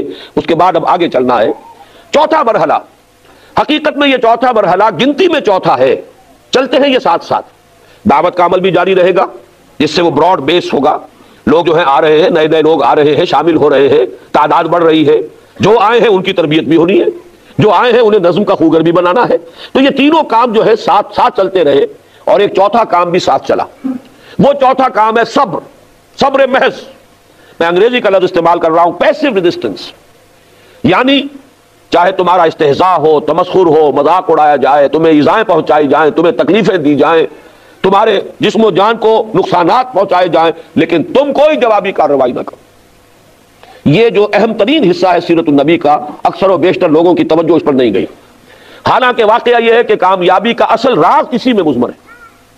پورے 12 برس مکی دور کے اس میں جو پرسیکیوشن ہوئی ہے اس کو بھی میں درجے وار آپ کے سامنے رکھ دینا چاہتا ہوں۔ پہلی بات تو یہ سمجھیے کہ یہ تصادم شروع کس نے کیا، آپ یہ نہ سمجھیے کہ دشمنوں نے کیا، تصادم تو خود شروع کرتے ہیں انقلابی، ان کا تو ایک نظام تھا، چل رہا تھا، 360 بت رکھے ہوئے تھے، وہ اس کا طواف کر رہے تھے، پورے عرب کے جو خدا ہیں وہ ان کے ہاں گویا کہ یرغمالیوں کے طور پر موجود تھے، انہیں بڑے فائدہ تھا اس کا کہ اور کسی کا قافلہ بچ کر نکل نہیں سکتا تھا، اس کو لوٹ لیا جاتا تھا، لیکن یہ کہ قریش کے قافلے پر کوئی ہاتھ نہیں اٹھا سکتا تھا، اس لیے کہ ان کے پاس تو ہمارے خدا رکھے ہوئے، تمام قبیلوں کے خدا وہاں ہیں، یہی وجہ ہے کہ انہیں بڑے مراعات حاصل تھے، ان کو ساری جو پوزیشن حاصل ہو گئی تھی، ایسٹ ویسٹ ٹریڈ جو ہے وہ کہلاتی ہے اس دور کی، اس میں جو ہے کی پوائنٹ ان کے پاس تھا، سارا یہ مشرق کے علاقے سے سامان جو آتا تھا، ہندوستان، ہند، چینی وغیرہ، انڈونیشیا، چین، وہ آ کر یمن کی بندرگاہوں پر اترتا تھا، اور ادھر سے یورپ کا جو سامان آتا تھا وہ سارا کا سارا فلسطین کی بندرگاہوں پر، شام کی بندرگاہوں پر اترتا تھا، آگے جو ہے کوئی بحری راستہ نہیں تھا، نہر سویز تو تھی نہیں، لہذا ان دونوں پوائنٹس کے درمیان سارا تجارتی رابطہ جو ہے وہ خشکی کے قافلوں کے ذریعے سے، یہ قافلے جو تھے قریش کے، یہ سردی کے موسم میں جاتے تھے جنوب کی طرف کیونکہ گرم علاقہ ہے یمن کی طرف، اور گرمیوں کے موسم میں جاتے تھے شمال کی طرف، شام کی طرف، جس کو کہ قرآن مجید میں کہا گیا لإلاف قریش ایلافہم رحلۃ الشتاء والصیف فلیعبدوا رب ھذا البیت، لیکن چونکہ اس کعبے میں ان کے بت رکھے ہوئے تھے، کوئی قبیلہ ان کے قافلے پر حملہ نہیں کر سکتا تھا، لہذا انہیں مونوپولی حاصل ہو گئی، ساری جو ریاست جو تھی، جو ٹریڈ تھی ایسٹ ویسٹ، اس کا ادھر حقیقت کی لنک یہ بن گئے۔ اب انہیں پتا تھا کہ ہمیں یہ ساری مراعات جو حاصل ہے، پھر بہت بڑی آمدنی کا ذریعہ، تمام لوگ جب آتے تھے حج کرنے کے لیے اور اپنے بتوں کی زیارت کے لیے چڑھاوے چڑھاتے تھے. چڑھاوے کہاں جاتے تھے؟ یہ سومناتھ کے مندر میں جو اتنی دولت تھی جو محمود غزنوی لے گیا تھا, کہاں سے آئی تھی؟ اس لیے کہ وہ جتنے بھی وہاں پر پجاری آتے تھے, پوجنے کے لیے لوگ آتے تھے, وہ چڑھاوے چڑھاتے تھے, دولت کے انبار. اسی طریقے سے قریش کو دوہرے فائدے حاصل ہو رہے تھے. یہ جو نظام بت پرستی کا چل رہا تھا, یہ صرف ایک مذہبی عقیدے کی حیثیت سے نہیں بلکہ معاشی اور سیاسی دونوں اعتبارات سے پورے عرب میں سیادت ان کو حاصل ہو گئی. پورے عرب کے اندر تجارت کا انہی کے پاس ایکسکلوسیو مونوپولی آ گئی. اور پھر یہ ہے کہ ان کے لیے وہ جو آمدنی ہوتی تھی چڑھاووں کی, اس کی وجہ سے بہت بڑی ان کے لیے خوشحالی آ گئی.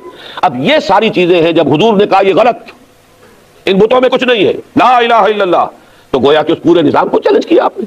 اس پورے نظام کے لیے خطرات ہو گئے. ہماری یہ مراد کہاں جائیں گی؟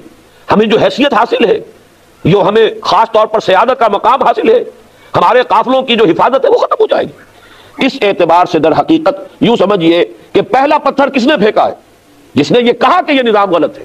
نظام جیسا بھی تھا چل رہا تھا, لیکن اب اس کے جواب میں جو رد عمل آیا ہے وہ کیا ہے؟ پہلے 4 برس تک یا 3 برس تک ایسے محسوس ہوتا ہے کہ ساری کوشش یہ ہوئی کہ حضور صلی اللہ علیہ وسلم ہی کو چٹکیوں میں اڑا دیا جائے. پھپتیاں چست کی جا رہی ہیں, استہزاء ہو رہا ہے, تمسخر اڑایا جا رہا ہے. معلوم ہوتا ہے کہ ان پر کسی آسیب کا سایہ ہو گیا یا انہیں کوئی خلل دماغی کا عارضہ لاحق ہو گیا. بس یہ شاعر ہیں, شعر اچھا کہتے ہیں, اور کیا ہے اس کے سوا کچھ نہیں. یہ ساری پھپتیاں جو چست کی گئی, مجنون کہا گیا, شاعر کہا گیا, ساحر کہا گیا, یہ سب اس لیے تھا کہ حضور کی قوت ارادی کو کچل دیا جائے. ظاہر بات ہے کہ حضور اگر بددل ہو کر مایوس ہو کر بیٹھ جاتے ہیں تو باقی سب بھی بیٹھ جائیں گے. باقی تو جو بھی ان کے ساتھی ہیں وہ انہی کے سہارے پر کھڑے ہیں نا. لہذا ابتدا میں آپ دیکھیں گے کہ کسی پر بھی ہاتھ نہیں اٹھائے گئے. ساری کی ساری جو پرسیکیوشن تھی وربل, زبانی, ساحر ہے, شاعر ہے, مجنون ہے, جس پر کہ حضور صلی اللہ علیہ وسلم کو رنج بھی ہوتا تھا. یہ جو سورہ نون ہے, یہ سورہ قلم ہے, اس کے شروع میں جو فرمایا گیا نون والقلم وما یسطرون ما انت بنعمت ربک بمجنون وان لک لاجرا غیر ممنون وانک لعلی خلق عظیم فستبصر ویبصرون بایکم المفتون. کہ اے نبی آپ ملول نہ ہو, غمگین نہ ہو. ان کے مجنون کہنے سے کوئی معاذ اللہ مجنون تو نہیں ہو جائیں گے. ہر شخص دیکھ رہا ہے, آپ تو اخلاق کی بڑی بلندی کے اوپر فائز ہیں. آج تک کسی نے مجنون اور پاگل دیکھا ہے جس کی زندگی میں اتنی طہارت ہو, جس کا اخلاق اتنا بلند اور پاکیزہ ہو؟ ان قریب وہ وقت آ جائے گا اے نبی, آپ بھی دیکھ لیں گے, یہ بھی دیکھ لیں گے کہ کس کا دماغ خراب ہوا تھا, محمد کا یا ابو جہل کا صلی اللہ علیہ وسلم. فَسَتُبْصِرُ وَيُبْصِرُونَ بِأَيِّكُمُ الْمَفْتُونَ. ابو لہب کا دماغ خراب ہو گیا تھا, ابو جہل کا دماغ خراب ہو گیا تھا, یا خدا نہ خواستہ نقل کفر نہ باشد, محمد کا دماغ خراب ہو گیا تھا معاذ اللہ. تو یہ سب سامنے آ جائے گا. تو پہلے 3 برس تو یہی کچھ ہوا ہے. ذاتی طور پر حضور کا استہزاء, تمسخر, جس کو ہم کہتے ہیں چٹکیوں میں اڑانے کی کوشش. لیکن جب انہوں نے یہ دیکھا کہ یہ تو مشت خاک جو ہے, مشت غبار, یہ تو آندھی بن رہی ہے, خاص طور پر جب محسوس کیا کہ ہمارا نوجوان طبقہ محمد صلی اللہ علیہ وسلم کے گرد جمع ہو رہا ہے, گویا کہ یہ آگ جو ہے یہ تو ہمارے بارود خانے تک پہنچ گئی, اور ہمارا غلاموں کا طبقہ جو ہے وہ ان کی طرف آ رہا ہے, ان پر ایمان لا رہا ہے. تو انہیں شدید خطرے کا احساس ہوا, جس کو کہ اقبال نے وہ ابلیس کی مجلس شورا میں کہلوایا ہے کہ نظام کہنا کے پاس مانو یہ معرض انقلاب میں ہے, ہوش میں آؤ, گرڈ اپ یور لائنز. اس لیے کہ یہ آندھی جو ہے تمہارے سارے مفادات کو ختم کر کے اور بہا کر لے جائے گی. اس کے بعد سن 490 سے شروع ہوا ہے پرسیکیوشن کا دور. اتنی شدید پرسیکیوشن, یہ زیادہ جو ہے حضور صلی اللہ علیہ وسلم پر تو ذاتی طور پر زیادہ فزیکل اسالٹ نہیں ہو سکی, اس لیے کہ بنو ہاشم کا اونچا خاندان تھا, اس کے چشم و چراغ تھے, اور بنی ہاشم کے سردار تھے اب ابو طالب, اور ابو طالب کو انتہائی محبت تھی حضور کے ساتھ, اور ابو طالب جو ہے پروٹیکٹ کر رہے تھے حضور کو صلی اللہ علیہ وسلم. اب اگر حضور کے خلاف کوئی اقدام کرتے مکے والے تو اس کا مطلب یہ ہوتا کہ ان فائٹنگ شروع ہو جاتی, قبائلی جنگ آپس میں, بنو ہاشم کی جنگ ہوتی ان سے, جو بھی معاذ اللہ قتل کرتا حضور کو صلی اللہ علیہ وسلم. یہ وہ چیز ہے جس کی وجہ سے وہ ٹرائبل سٹرکچر جو تھا سوسائٹی کا, اس کے بنا پر حضور کو پروٹیکشن نہیں. مختلف مواقع پر آخر انسلٹ تو کی گئی ہے. ایک مرتبہ حضور نماز پڑھ رہے تھے کھڑے ہوئے بیت اللہ میں, ابو جہل نے اپنی چادر کو بٹ دے کر ایک رسی کی شکل دی اور حضور کے گلے میں پھندا بنا کر ڈالا گردن میں, اور پھر دونوں سرے کھینچے کہ آنکھیں ابل آئیں. اسی طریقے سے ایک مرتبہ آپ نماز پڑھ رہے تھے تو ابو جہل نے کہا کہ فلاں محلے میں آج اونٹ ذبح ہوا ہے, اس کی اوجڑی پڑی ہوئی ہے, نجاست بھری اوجڑی, کوئی شخص جائے, کوئی ہے جو جائے اور جا کر اس اوجڑی کو لا کر جب محمد سجدے میں جائیں تو ان کے سر پر رکھ دے. عقبہ ابن ابی معیط ایک بہت ہی شقی انسان تھا ابو جہل کے ساتھیوں میں سے, اس نے کہا یہ کام میں کروں گا. گیا اور لا کر جب حضور سجدے میں گئے اوجڑی آپ کی گردن پر رکھ دی. یہ سارا کچھ بھی ہوا ہے حضور کے ساتھ. ایک مرتبہ حضور کو مارنے کے لیے آگے بڑھے, حضرت ابو بکر درمیان میں آ گئے. اتقتلون رجلا ان یقول ربی اللہ, یہ وہی بات ہے کہ جو حضرت موسیٰ علیہ السلام کے زمانے میں مومن آل فرعون نے کہی تھی, کیا تم ایک شخص کو قتل کرنے کے در پہ ہو, حالانکہ اس کا جرم اس کے سوا کچھ نہیں کہ وہ کہتا ہے میرا رب اللہ ہے. تو وہ جب حضرت ابو بکر درمیان میں آ گئے تو حضور کو تو چھوڑ دیا لوگوں نے، پھر حضرت ابو بکر کو اتنا مارا ہے کہ یہ سمجھ کر چھوڑا ہے کہ یہ ہلاک ہو چکے ہیں۔ بعد میں ان کے قبیلے کے لوگ آئے، اٹھا کر لے گئے، کتری مارداری کی، ہوش میں آئے تو سب سے پہلے یہ پوچھا کہ حضور کا کیا حال ہے صلی اللہ علیہ وسلم۔ اپنی کوئی فکر نہیں تھی ابو بکر کو، فکر اس حالت میں بھی تھی تو محمد رسول اللہ صلی اللہ علیہ وسلم۔ بہرحال یہ معاملے تو ہیں اونچے لوگوں کے، بیچارے نوجوان، ظاہر بات ہے ان پر تو ہر ایک کو حق حاصل ہے، والدین کو حق حاصل ہے، بزرگوں کو حق حاصل ہے، جیسے چاہے مارے پیٹے۔ پھر غلام، ان کا تو کوئی حق تھا ہی نہیں، انہیں تو چاہے قتل کر دے، کوئی پوچھنے والا نہیں۔ تو غلاموں کا طبقہ اور نوجوانوں کا طبقہ جو ہے اس پر سب سے زیادہ شدید جو پرسیکیوشن اور ٹارچر ہوا ہے وہ ان پر ہوا ہے، جس کی میں چند مثالیں آپ کو دے دوں۔ امیہ ابن خلف، اس کے غلام تھے حضرت بلال، اتنا مارتا تھا، ایسا بھی کرتا تھا کہ گردن میں رسی ڈال کر اور چھوکروں کے حوالے کر دیا، انہیں گھسیٹو، جیسے جانوروں کی لاشیں گھسیٹی جاتی ہیں ایسے مکے کی سنگلاخ گلیوں میں حضرت بلال کو گھسیٹا جاتا تھا۔ اور جسم جو ہے پھٹ رہا ہے، لہو لہان ہو رہا ہے، ادھر آ جائیے، سامنے نہ بیٹھیے پلیز، اس سے تو آپ پھر آبسٹرکشن بن جاتی ہے نا، ادھر آ جائیے۔ پھر ایسا بھی ہوا ہے کہ حضرت بلال رضی اللہ تعالیٰ عنہ کو چت لٹا دیا، اوپر نیچے زمین توے کی طرح جل رہی ہے، اوپر آسمان سے بھاری آگ برس رہی ہے سورج کی، اور پھر ان کے سینے کے اوپر ایک بھاری پتھر بھی رکھ دیا۔ اس حال میں بھی ان کی زبان سے نکل رہا ہے احد احد احد احد احد، یہ استقامت ہے۔ جیسا کہ میں نے عرض کیا، یہ تربیت ہو رہی ہے، اس کو جھیلو، برداشت کرو، اس کو برداشت کرو بغیر کسی ریٹیلیشن کے۔ حضرت خباب بن الارت رضی اللہ تعالیٰ عنہ دہتے ہوئے انگارے زمین پر بچھائے گئے، کہا گیا کہ کرتا اتار دو، اتار دیا، لیٹ جاؤ، ننگی پیٹھ ان انگاروں پر لیٹ گئے۔ اس کا تصور کیجئے، اسی سے وہ کھال جلی پشت کی، پھر وہ چربی پگھلی، اس چربی سے وہ انگارے ٹھنڈے ہوئے، جھیل رہے، برداشت کر رہے۔ یہ در حقیقت یہ اس درجے تعذیب المسلمین کا یہ دور ہے، اتنا شدید۔ یہی خباب بن الارت بیان کرتے ہیں کہ ایک روز ہم حاضر ہوئے حضور کے پاس صلی اللہ علیہ وسلم، اور حضور اس وقت خانہ کعبہ کی کے سائے میں لیٹے ہوئے تھے، آرام کر رہے تھے، دوپہر کا وقت ہوگا، جدھر سایہ تھا وہاں لیٹ گئے۔ یہ گئے، کہتے ہیں خباب بن الارت، ہم گئے حضور، کیا آپ ہمارے لیے دعا نہیں کرتے؟ الا تدعو لنا، کیا آپ ہمارے لیے دعا نہیں کرتے؟ اب تو ناقابل برداشت ہو رہا ہے معاملہ، اتنا ٹارچر، اتنی پرسیکیوشن، اتنا تشدد کیسے برداشت کریں گے؟ تو فرماتے ہیں کہ حضور صلی اللہ علیہ وسلم کا چہرے پر غصے کے اور ناراضگی کے آثار ظاہر ہوئے۔ آپ اٹھ کر بیٹھ گئے، آپ نے فرمایا خدا کی قسم تم بہت جلدی کر رہے ہو، تم سے پہلے تو ایسا بھی ہوا کہ کسی صاحب ایمان کو لاتے تھے اور زمین میں گڑھا کھود کر آدھا اس کا دھڑ اس کے اندر دبا کر اور پھر اس کے سر پر آڑی رکھ کر چیرنا شروع کرتے تھے اور دو حصوں میں مار دیتے تھے، لیکن پھر بھی وہ قائم رہے اور انہوں نے کفر کی طرف مراجعت نہیں کی۔ ایسا بھی ہوتا تھا کہ لوہے کے بڑے بڑے کنگھے لے کر ان سے ہڈیوں کے اوپر سے گوشت کھرچ لیا جاتا تھا، اور ایسا بھی ہوا کہ آگ کے الاؤ جلا کر ان میں زندہ جو ہے جھونک دیا گیا۔ یہ تو قرآن مجید میں ہے، وَالسَّمَاءِ ذَاتِ الْبُرُوجِ وَالْيَوْمِ الْمَوْعُودِ وَشَاهِدٍ وَمَشْهُودٍ قُتِلَ أَصْحَابُ الْأُخْدُودِ النَّارِ ذَاتِ الْوَقُودِ إِذْ هُمْ عَلَيْهَا قُعُودٌ وَهُمْ عَلَىٰ مَا يَفْعَلُونَ بِالْمُؤْمِنِينَ شُهُودٌ۔ آپ نے فرمایا جلدی نہ کرو، صبر کرو، جھیلو۔ خدا کی قسم وہ وقت آ کر رہے گا کہ ایک سوار صنعاء سے حضر موت تک سفر کرے گا، اسے سوائے اللہ کے کسی کا خوف نہیں ہوگا، لیکن ابھی تمہیں جھیلنا ہے، برداشت کرنا ہے۔ اس کی سب سے نمایاں مثال جو ہے وہ ایک جوڑا اور ان کا ایک بیٹا، یہ خاندان حضرت یاسر رضی اللہ تعالیٰ عنہ، ان کی جو اہلیہ ہیں حضرت سمیہ اور بیٹے ہیں عمار، یہ اصل میں عرب نہیں تھے، یمن سے آئے تھے۔ حضرت یاسر نے کوئی خواب دیکھا تھا، اچھا خواب، جس سے اسے وہ توقع ہوئی کہ کسی نبی کا ظہور ہونے والا ہے، وہ مکے میں آ گئے۔ اور جیسا کہ میں کل بتا چکا ہوں، مکہ جو ہے وہ ایک قبیلے کا شہر تھا، اس میں غیر قرشی کوئی نہیں رہ سکتا تھا جب تک کہ کسی قرشی کی امان نہ لے۔ تو ایک قرشی کی امان لے کر یہ یہاں آباد ہو گئے، اور اپنے اسی حلیف کی اجازت سے، ان کی کنیز تھی یہ سمیہ، کہ ان سے شادی کر لی، ان سے اللہ نے بیٹا بھی دیا عمار۔ یہ 3 افراد کا خاندان۔ جیسے اب جو شخص یمن سے چل کر آیا تھا، جیسے کل میں آپ کو بتا چکا ہوں حضرت سلمان فارسی کہاں کہاں کی خاک چھانی ہے حقیقت کی تلاش میں، ایسے ہی یہ یاسر جو ہے یمن سے چل کر آئے تھے۔ تو جیسے ہی حضور نے دعویٰ کیا نبوت کا، فوراً ایمان لے آئے، اولون میں سے ہے، سابقون الاولون میں سے۔ لیکن ظاہر بات ہے ان کا کوئی پرسان حال وہاں نہیں تھا۔ ابو جہل کا چچا تھا وہ جس نے کہ انہیں امان دی تھی، لہذا ابو جہل کو تو پورا اختیار حاصل تھا ان پر، سب سے زیادہ شدید سزائیں انہیں دی، شوہر کو بھی بیوی کو بھی، ہر طرح ستایا۔ تنگ آ کر اس نے یہ کہا ہے کہ ایک دفعہ کہہ دو کہ ہاں تمہارا یہ بت بھی ٹھیک ہے، اس میں بھی کچھ ہے، اسے بھی کوئی اختیار حاصل ہے۔ دونوں میاں بیوی نے ایک مرتبہ بھی کہنے سے انکار کیا، لیکن اس کے بعد ہوا یہ ہے، حضرت سمیہ رضی اللہ تعالی عنہ کو تو کئی جگہ سے جسم کو جلانے کے بعد بھی جب وہ جمی رہی تو پھر غصے میں آ کر برچھا ان کی شرمگاہ میں مارا ہے اور آر پار کیا ہے اور شہید کر دیا۔ حضرت یاسر کے لیے 4 سانڈ اونٹ لے کر رسے باندھ کر تو ایک رسے کے ساتھ ایک بازو، دوسرے سے دوسرا بازو، ایک سے ایک ٹانگ اور دوسرے سے دوسری ٹانگ باندھ کر چاروں کو دوڑایا ہے کہ جسم کے پرچے ہو گئے۔ یہ پرسیکیوشن کا عالم ہے۔ لیکن حضور سامنے سے گزرتے تھے، دیکھتے تھے، فرماتے تھے اصبروا یا آل یاسر فإن موعدکم الجنہ، اے یاسر کے گھر والوں صبر کرو، اس لیے کہ تمہارے وعدے کی جگہ جنت ہے۔ اس میں ایک نقطہ میں اور چاہتا ہوں کہ آپ سمجھ لیں، جس وقت یہ پرسیکیوشن ہو رہی تھی کم سے کم میرے اندازے میں 40 مسلمان موجود تھے، اور وہ یقیناً بے غیرت نہیں تھے، معاذ اللہ ثم معاذ اللہ۔ مجھے یہ الفاظ استعمال کرنے پڑ رہے ہیں سمجھانے کے لیے، لیکن یہ نہ سمجھیے تو زبان لڑکھڑاتی ہے کہ صحابہ کے بارے میں یہ الفاظ ہم کیسے استعمال کریں، لیکن میں نفی میں استعمال کر رہا ہوں۔ بزدل نہیں تھے، بے غیرت نہیں تھے۔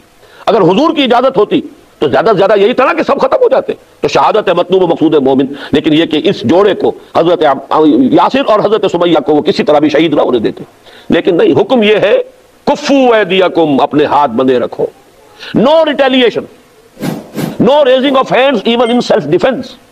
اپنے تحفظ میں، کسی اور کے خلاف کوئی اقدام تو دور کی بات ہے، اپنے تحفظ میں بھی تم ہاتھ نہیں اٹھا سکتے۔ یہ اہم ترین حصہ ہے اس ریولوشنری پروسیس کا، جس کو آج کل لوگ بالکل نہیں سمجھ رہے۔ ہم نے آج کل یہ سمجھا ہوا ہے کہ ٹیررسٹ قسم کی ایکٹیویٹیز سے شاید کوئی کام بن جاتا ہے۔ یہ کمیونسٹوں سے سیکھے ہوئے ہتھ کنڈے ہیں جو ہم نے جو استعمال کرنے شروع کر دیے ہیں۔ ہمارے لیے اسوہ ہے محمد الرسول اللہ والذین معہ، محمد جو اللہ کے رسول ہیں اور وہ جو ان کے ساتھ تھے صحابہ کرام، ان کا اسوہ تو یہ ہے۔ 12 برس تک سیویئرسٹ پرسیکیوشن وداؤٹ اینی ریٹیلیشن، اجازت ہی نہیں تھی۔ اس کا نتیجہ کیا نکلتا ہے وہ سمجھ لیجئے۔ یہ در حقیقت بہت پروفاؤنڈ ہے یہ شے، اس لیے کہ معاشرے میں عظیم لوگ، اکثریت ان لوگوں کی ہوتی ہے جنہیں ہم کہتے ہیں کہ یہ سائلنٹ میجورٹی ہے۔ اندھے تو نہیں ہوتے، دیکھ تو رہے ہوتے کہ کیا ہو رہا ہے، کس کو مارا جا رہا ہے، کیوں مارا جا رہا ہے، وہ سائلنٹ ہیں، اندھے اور بہرے نہیں ہیں۔ آخر جب دیکھتے تھے بلال کے ساتھ یہ سلوک کیوں ہو رہا ہے، کیا اس نے کوئی چوری کی ہے، کہیں کوئی اور غلط حرکت کی ہے؟ نہیں، بس صرف یہ کہ توحید کا قائل ہو گیا ہے اور محمد صلی اللہ علیہ وسلم کو اللہ کا رسول مانتا، اور تو کوئی جرم ہی نہیں۔ اب آپ اندازہ کیجئے آخر انسان اور انسان کے احساسات کیا اثر پڑتا ہوگا لوگوں پر، ان کی ہمدردیاں اندر ہی اندر اہل ایمان کے ساتھ ہو رہی ہیں۔ اسی طریقے سے خباب بن الارت، کیونکہ وہ لوہار تھے پیشے کے اعتبار سے، تو وہ محنتی مزدوری کرنے والے آدمی، اب جب ان کو ستایا گیا، دہکتے ہوئے انگاروں پر لٹا دیا گیا، تو آخر لوگوں نے سوچا ہوگا کیا کیا اس نے، کچھ نہیں کیا، بس صرف توحید اور رسالت کا قائل ہو گیا، اور یہ صدا اس کی دی جا رہی ہے۔ اندر ہی اندر سائلنٹ میجورٹی کی ہمدردیاں جو ہے وہ اس جماعت کے ساتھ ہوتی جا رہی ہے کہ جن کا کوئی جرم نہیں، جو جوابی کارروائی بھی نہیں کر رہے۔ لوگ گالیاں دے رہے ہیں، وہ دعائیں دے رہے ہیں، لوگ پتھراؤ کر رہے ہیں اور وہ پھول پیش کر رہے ہیں۔ اللہم اہد قومی انہم لا یعلمون، اے اللہ میری قوم کو ہدایت دے، انہیں معلوم نہیں، جانتے نہیں ہیں۔ یہ جو کچھ کر رہے ہیں یہ در حقیقت نادانی میں کر رہے ہیں، لا علمی میں کر رہے ہیں، دعا اس کی جا رہی ہے۔ تو یہ در حقیقت وہ فیصلہ کن مرحلہ ہوتا ہے۔ اگر اسی وقت یہ بھی اگر ہو جاتے، وائلنٹ ہو جاتے، تشدد پر اتر آتے، تو ظاہر بات ہے کہ پھر تو کچل دیے جاتے فوراً۔ لیکن جب وہ سب کچھ جھیل رہے ہیں بغیر ریٹیلیشن کے، اسی طرح جانیے کہ جو نوجوان تھے ان میں سے مثلاً حضرت مصعب بن عمیر رضی اللہ تعالیٰ عنہ، کیونکہ والد فوت ہو چکے تھے، بہت سا سرمایہ چھوڑ کر باپ مرا تھا، ماں جو ہے وہ بڑی لاڈ اور پیار سے اس نے پالا ہے، لیکن جب حضرت مصعب ایمان لے آئے تو چچا نے کہا کہ نکل جاؤ اس گھر سے، اب تمہارا کوئی حق نہیں ہے، تم نے باپ کا دین چھوڑ دیا ہے، اب گھر بھی چھوڑ دو۔ چلنے لگے تو کہا کہ یہ کپڑے بھی اتار کر جاؤ، یہ کپڑے تم نے وہ پہنے ہوئے ہیں، تمہارے باپ کی کمائی میں سے بنے تھے، اس پر بھی تمہارا کوئی حق نہیں۔ مادر ذات برہنہ کر کے گھر سے نکالا مصعب بن عمیر کو۔ اور یہ مصعب بن عمیر وہ ہے جن کے بارے میں آتا ہے کہ 200 درہم کا ان کا جوڑا شام سے آیا کرتا تھا، اور اتنا معطر ہوتا تھا، پورا لباس عطر میں اس طریقے سے بسا ہوا کہ جہاں سے گزرتے تھے دور دور تک خبر ہو جاتی تھی کہ مصعب جا رہا ہے۔ حضور صلی اللہ علیہ وسلم کے پاس آئے ہیں اس حالت کے اندر۔ تو یہ دور جو ہے چوتھا دور، پیسو ریزسٹنس تو ہے، پیچھے نہیں ہٹنا۔ ایک بھی مثال نہیں ہے کہ اس ٹارچر یا تشدد کی وجہ سے کوئی ایک بھی ساتھی محمد کا صلی اللہ علیہ وسلم واپس چلا گیا، کوئی مرتد نہیں۔ سخت ترین ایذائیں ہیں، سخت ترین سزائیں ہیں، سخت ترین پرسیکیوشن ہے، لیکن استقامت ہے، ڈٹے ہوئے ہیں۔ اسی لیے اس کے لیے میں لفظ استعمال کر رہا ہوں ریزسٹنس، لیکن ریزسٹنس پیسو، ایکٹیو نہیں، جوابی کارروائی نہیں۔ یہ عمل رہا ہے 12 برس تک مکے میں۔ اس کا میں ایک سلسلہ آپ کو بتا دینا چاہتا ہوں۔ سن 1090 تک جب بات پہنچی ہے، سن 1090، ابھی ہجرت نہیں ہوئی، ہجرت سے 3 سال پہلے کی بات، ابو طالب کا بھی انتقال ہو گیا، حضرت خدیجہ کا بھی انتقال ہو گیا۔ 2 ہی سہارے دنیا میں تھے۔ دیکھیے اصل سہارا تو حضور کے لیے اللہ کا تھا، اس لیے میں نے کہا دنیا میں۔ گھر میں ایک جان نثار بیوی، جب حضور جب باہر سے آتے تھے اور جو بھی تکدر طبیعت پر ہوتا تھا، لوگوں کے کہنے سننے سے، لوگوں کے استہزاء سے، تمسخر سے، اس کا اثر لے کر آتے تھے۔ گھر میں ایک بیوی تھی دل جوئی کرنے والی، کچھ نہ کچھ ان احساسات کو بانٹنے والی، وہ بھی نہ رہی۔ اور ابو طالب ایک سہارا بنے ہوئے تھے کہ بنو ہاشم کی سرداری ابو طالب کے پاس ہے، ابو طالب اپنے بھتیجے کا ساتھ چھوڑ نہیں رہے، حالانکہ آخری مرحلے پر آ کر ان کی ہمت بھی جواب دے گئی تھی۔ آخری سفارت جو آئی ہے، 2 سفارتیں آئی ابو طالب کے پاس قریش کے سرداروں کی۔ پہلی سفارت تو یہ آئی کہ ابو طالب اپنے بھتیجے سے کہو اسے جو چاہیے ہم اسے پیش کر دیں، دولت چاہیے دولت کے انبار اس کے قدموں میں لگا دیں، اسے سرداری چاہیے ہم اسے اپنا بادشاہ بنا لیتے ہیں، بادشاہ مان لیتے ہیں، اور اگر کہیں اشارہ کر دے کہ وہاں مجھے شادی کرنی ہے، جس خاندان میں جس زیادہ سے زیادہ خوبصورت اور صاحب ثروت دولت عورت سے کہے شادی کر دیتے۔ لیکن یہ ہمارے معبودوں کو غلط کہنا اور ہمارے دین کو غلط کہنا، اس کو چھوڑ دیں۔ حضور صلی اللہ علیہ وسلم نے جواب دیا کہ چچا جان اگر یہ میرے ایک ہاتھ پر سورج رکھ دیں اور ایک پر چاند رکھ دیں تب بھی میں اپنے اسلام سے باز نہیں آ سکتا، یہ تو مشن ہے میرا اللہ کی طرف سے، میں اپنے لیے تو نہیں کر رہا۔ اس کے بعد جو آخری سفارت آئی ہے اس میں تو ابو طالب کی ہمت بھی جواب دے گئی، اس لیے کہ انہوں نے صاف چیلنج کر دیا تھا کہ ابو طالب اب ہمارے صبر کا پیمانہ لبریز ہو چکا ہے، اور اب تو یا تو تم ساتھ چھوڑ دو اپنے بھتیجے کا اور یا تم بھی میدان میں آ جاؤ، ہم مقابلہ کریں گے تمہارا۔ اس وقت بلایا ابو طالب نے حضور کو کہ بھتیجے مجھ پر اتنا بوجھ نہ ڈالو جسے میں برداشت نہ کر سکوں۔ جہاں تک میرا مطالعہ ہے یہ مکی دور میں اس وقت حضور کی آنکھوں میں آنسو آئے پہلی مرتبہ۔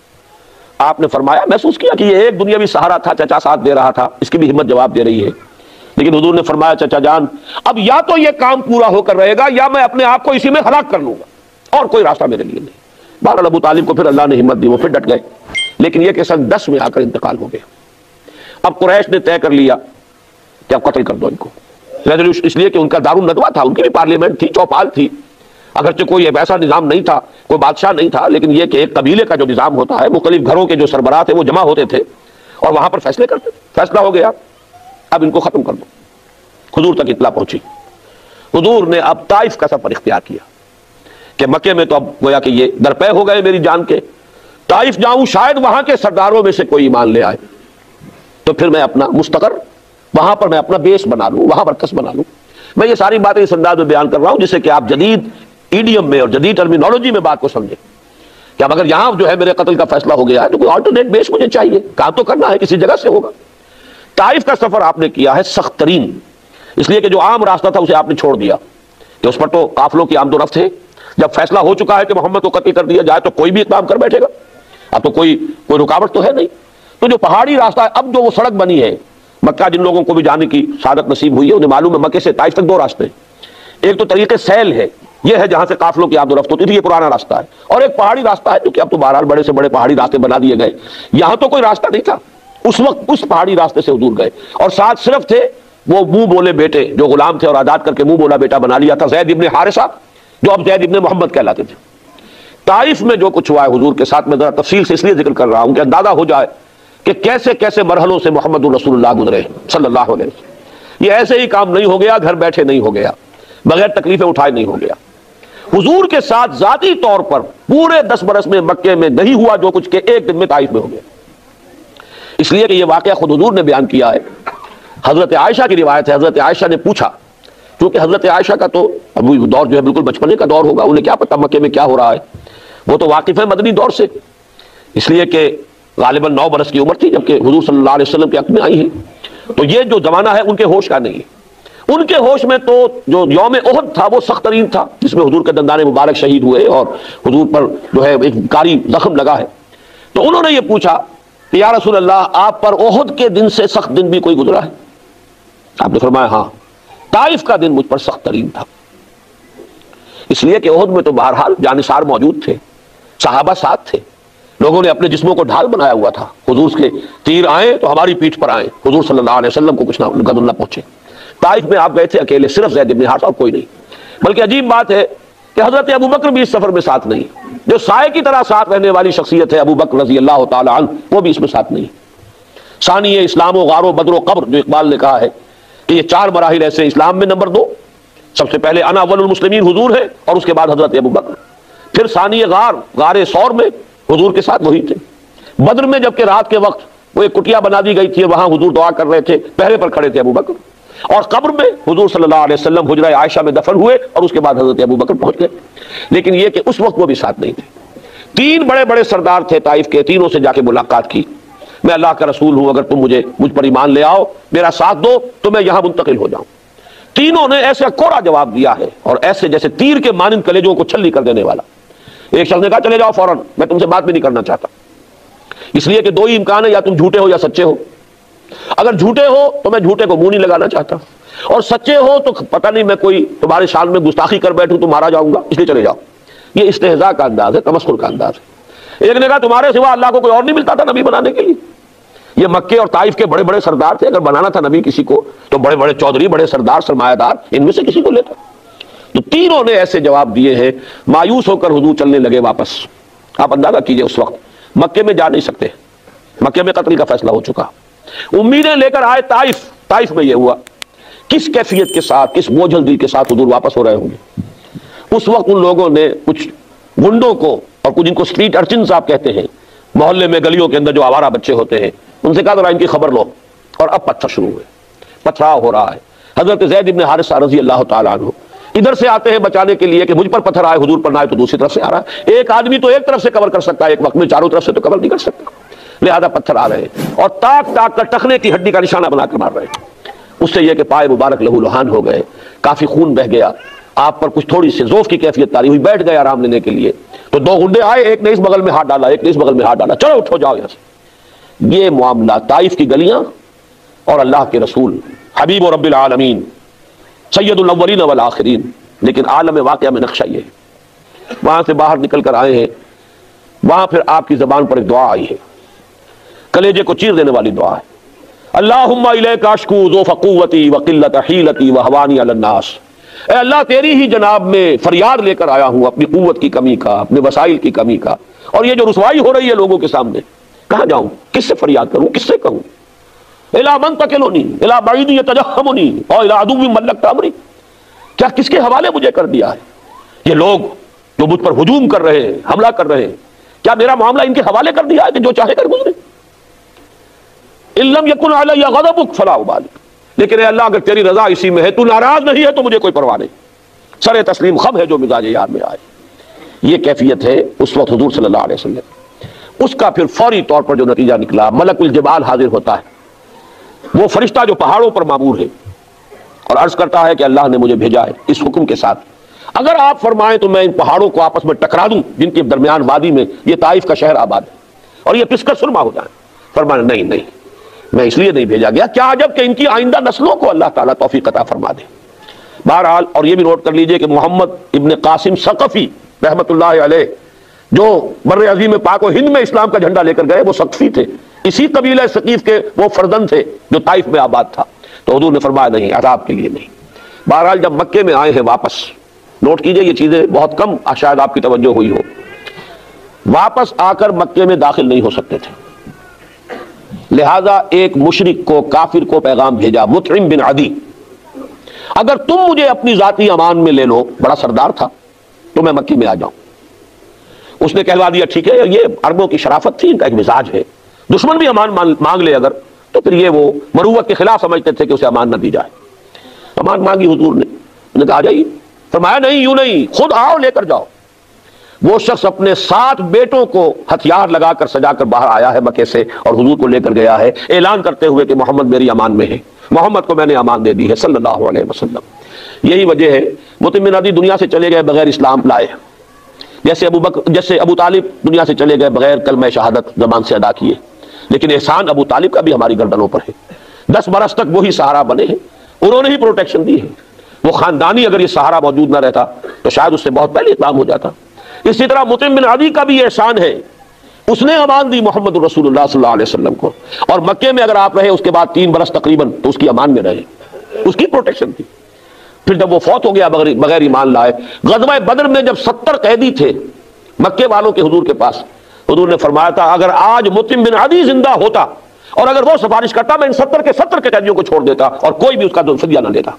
اتنا بڑا احسان مانا ہے محمد رسول اللہ صلی اللہ علیہ وسلم۔ بہرحال یہ مکی دور کا یہ تذکرہ یوں سمجھیے کہ اس پر ختم ہو رہا ہے کہ 4 ادوار ہیں ریولوشنری پروسیس کے جو ان 12 سالوں میں پورے ہو گئے۔ دعوت، توحید کی دعوت، تنظیم، رسالت کی بنیاد پر تنظیم، ابھی وہ بیعت والا مرحلہ نہیں آیا، تربیت جس میں سب سے اہم حصہ ہے آخرت کا یقین، پیسو ریزسٹنس، مار کھاؤ ہاتھ مت اٹھاؤ، صبر کرو، صبر محض، اصبروا یا آل یاسر فإن موعدکم الجنہ۔ لیکن اب اللہ تعالیٰ کی طرف سے یہ مولانا مناظر حسن گیلانی کا میں حوالہ دے دوں آپ کو، ان کی ایک بڑی چھوٹی سی کتاب ہے النبی الخاتم، لیکن سیرت کی بڑی بڑی جو کتابیں ہیں ضخیم ان پر بھاری ہے، ایسے علمی نکات اس میں ہیں جو آپ کو شاید بڑی بڑی کتابوں میں نہیں ملیں گے۔ انہوں نے یہ نقطہ بیان کیا ہے کہ یوم طائف جو ہے یہ ٹرننگ پوائنٹ ہے حضور کی حیات طیبہ میں۔ اب تک گویا کہ اللہ نے حضور کو دشمنوں کے حوالے کر رکھا تھا کہ جیسے چاہو ٹھوک بجا کر دیکھ لو، ان کے صبر کا امتحان لے لو، ان کے صبر و ثبات اور استقلال۔ ظاہر بات ہے اگر یہ امتحان نہ ہوتے تو کیسے پتا چلتا کہ محمد میں کتنی استقامت ہے، کتنا صبر ہے، کتنا استقلال ہے؟ وہ تو جب ہر طریقے سے انہوں نے ٹھوک بجا کر دیکھ لیا تو معلوم ہوا نا۔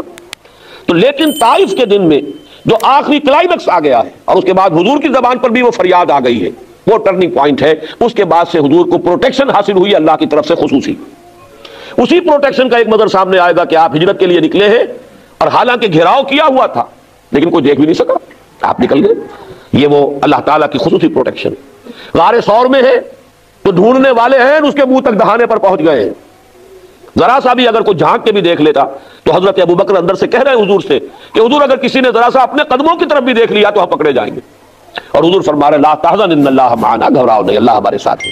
اور اللہ تعالیٰ نے ایسے معجزے سے نجات دی ہے اس وقت کہ وہ ایک کبوتری نے آ کے وہاں انڈے دے دیے ہیں اور ایک مکڑی نے جالا تن دیا ہے۔ تو ابو جہل نے کہا جبکہ کھوجی جو لے کر آ گیا تھا وہاں تک، اور ان کا پاگل ہوا یہ دیکھو یہاں پر جالا لگا ہوا ہے مکڑی کا اور انڈے دیے ہوئے کبوتری نے، یہاں سے کوئی انسان گزر سکتا ہے؟ لہٰذا وہیں سے واپس ہو گئے۔ بہرحال یہ مناظر حسن گیلانی رحمۃ اللہ علیہ کا یہ نقطہ ہے کہ ٹرننگ پوائنٹ ہے حضور کی ذاتی طور پر حضور کی زندگی میں یوم طائف۔ اس کے بعد سے آپ کو پروٹیکشن حاصل ہوئی، اور اسی کا ایک منظر یہ ہے، یہ بھی اب دیکھیے حکمت خداوندی، اس میں ہمارے لیے بڑے سبق ہیں۔ جیسا کہ میں نے کہا تھا ہم ذرا چند سال کام کر لیں نتیجہ نہ نکلے تو ہمتیں جواب دے جاتی ہیں، اسی طریقے سے ہمارے حوصلے پست ہو جاتے ہیں اور ہمیں یہ خیال نہیں رہتا کہ اللہ کی طرف سے مدد کیسے آ سکتی ہے۔ یہ بات بڑی غور طلب ہے۔ طائف حضور خود چل کر گئے ہیں اور وہاں سے ناکام اور مایوس لوٹنا پڑا، اور جہاں اللہ کی مشیت تھی وہاں سے لوگ چل کر آ گئے ایمان لانے کے لیے۔ چنانچہ یہی 10ویں سال کا جب حج کا موسم آیا ہے تو حضور صلی اللہ علیہ وسلم دوران حج جو ہے تبلیغ فرمایا کرتے تھے۔ اچانک ایک گھاٹی میں نظر آئے 6 افراد، یہ تھے مدینے کے لوگ ٹھہرے ہوئے تھے۔ اب وہ گھاٹی ختم ہو گئی ہے، مینا کو چوڑا کیا ہے تو وہ اسی میں آ گئی ہے عقبہ، البتہ ایک مسجد سی بنی ہوئی ہے ترکوں کے زمانے کی، وہاں پر اس جگہ پر یہ ملاقات ہوئی تھی، اسی جگہ اگلے سال پھر ملاقات ہوئی، اسی جگہ اگلے سال پھر ملاقات ہوئی۔ یہ 3 موسم حج میں حضور صلی اللہ علیہ وسلم کے ساتھ مدینے والوں کی ملاقاتیں ہوئی۔ پہلی ملاقات جو یہ سن 10 میں، اس میں حضور نے پوچھا کون لوگ ہیں، انہوں نے بتایا، حضور نے پھر اپنی دعوت پیش کی، میں اللہ کا نبی ہوں، رسول ہوں، اور تم اگر مجھ پر ایمان لاؤ تو فلاح پاؤ گے۔ انہوں نے کنکھیوں سے ایک دوسرے کو دیکھا، اس لیے کہ مدینے میں یہودی موجود تھے، اور یہودی یہ کہا کرتے تھے کہ نبی آخر الزمان کا ظہور بہت قریب ہے۔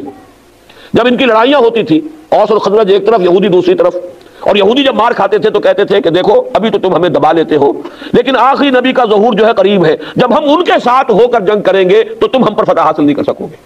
گویا کہ یہودیوں کے ذریعے سے اوس اور خزرج کے لوگوں تک یہ علم پہنچا ہوا تھا کہ کسی نبی کا ظہور ہونے والا ہے، لہذا انہوں نے کنکھیوں سے ایک دوسرے کو دیکھا اور آپس میں یہ کہا کہ بھائی جلدی کرو، تم ایمان لے آؤ، ایسا نہ ہو کہ یہودی پہلے ایمان لے آئے۔ وہ 6 افراد ایمان لے آئے۔ یہ دیکھیے کہ جن کے ذریعے سے علم پہنچا انہیں ہدایت نصیب ہو گئی، اور وہ بدبخت یہودی جو ہے وہ اپنے تمام تر علم کے باوجود وہ محروم رہے، حالانکہ قرآن کہتا ہے کہ یعرفونہ کما یعرفون ابناہم، ایسے پہچانتے ہیں محمد کو جیسے اپنے بیٹوں کو پہچانتے ہیں، لیکن تکبر اور حسد اور ضد اور عناد اس کی وجہ سے ایمان نہیں لائے۔ یہ 6 افراد ایمان لائے چلے گئے۔ اگلے سال 12 آئے، 6 یہی بلکہ 5 ایک نہیں آ سکے تھے، 7 اور پھر پہلی بیعت لی حضور نے ان سے، یہ بیعت عقبہ اولیٰ کہلاتی ہے۔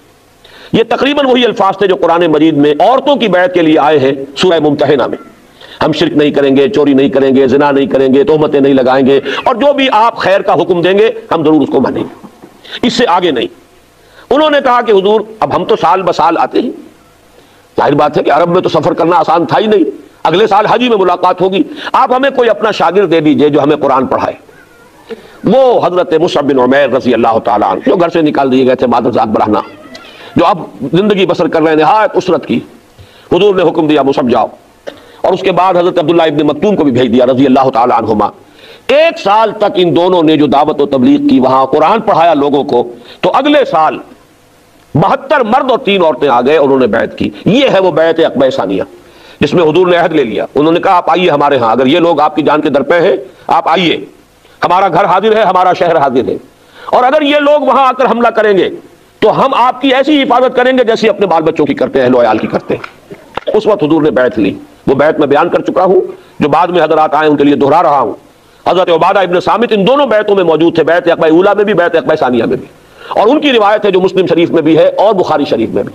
بایعنا رسول اللہ صلی اللہ علیہ وسلم، ہم نے بیعت کی تھی اللہ کے رسول سے صلی اللہ علیہ وسلم، علی السمع والطاعۃ، آپ کا ہر حکم سنیں گے اور اطاعت کریں گے، فی العسر والیسر، چاہے آسانی ہو چاہے تنگی ہو اور مشکل ہو، فی المنشط والمکرہ، چاہے ہماری طبیعتوں میں انشراح ہو، آمادگی ہو، خواہ ہمیں اپنی طبیعتوں پر جبر کرنا پڑے، وعلی عشرۃ علینا، اور چاہے آپ دوسروں کو ہم پر ترجیح دے دیں، وعلی لا ننازل امرہ لہ، اور جنہیں آپ ہمارے امیر بنا دیں گے ہم ان سے بھی جھگڑیں گے نہیں، وعلی نقول بالحق اینما کنا لا نخاف فی اللہ لومۃ لائم، اور جو بھی حق بات ہوگی ہمارے نزدیک کہیں گے ضرور، مشورہ ضرور دیں گے، اور کسی کے بھی ملامت کرنے والے کی ملامت کی خوف سے زبان بند نہیں کریں۔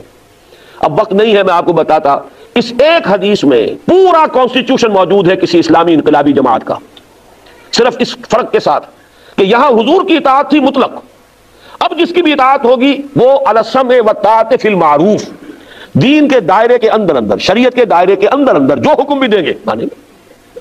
پھر آپ کو معلوم ہے جھگڑا یہی ہوتا ہے جماعتوں میں، سینئر میں ہوں، اس کو کیوں امیر بنا دیا؟ یہاں پہلے ہی حضور نے گویا کہ ان سے یہ طے کرا لیا، آپ کو اختیار کلی حاصل ہے، جس کو چاہیں امیر بنائیں، ہم اس پر جھگڑیں گے نہیں۔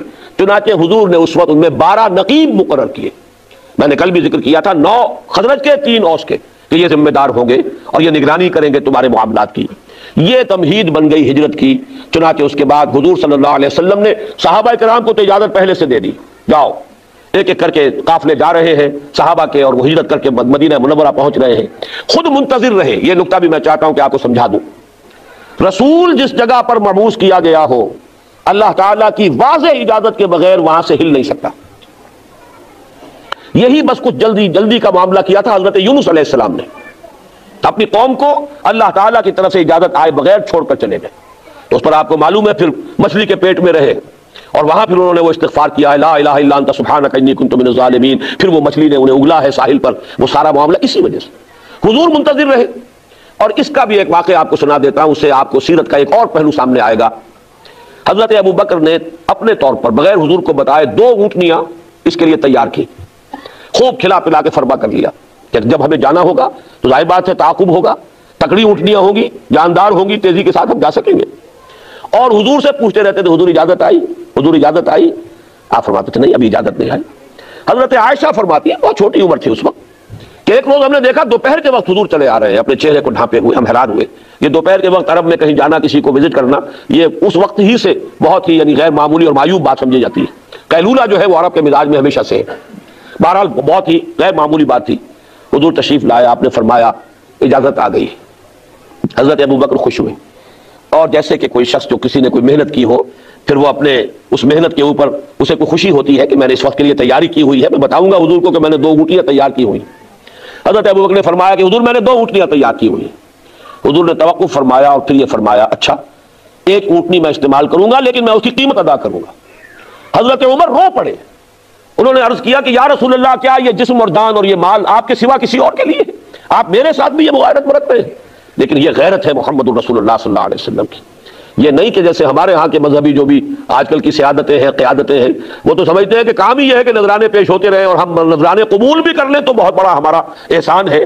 یہاں یہ ہے کہ ابو بکر رضی اللہ تعالی عنہ جو خسر بھی ہو چکے ہیں، اس لیے کہ نکاح ہو چکا تھا حضرت عائشہ سے، ابھی جو ہے رخصتی نہیں ہوئی تھی، لیکن یہ کہ حضرت ابو بکر کا بھی یہ احسان لینا گوارا نہیں کیا۔ بہرحال ہجرت کے بعد اب حضور صلی اللہ علیہ وسلم کی اس انقلابی جد و جہد کا 5واں مرحلہ شروع ہوا۔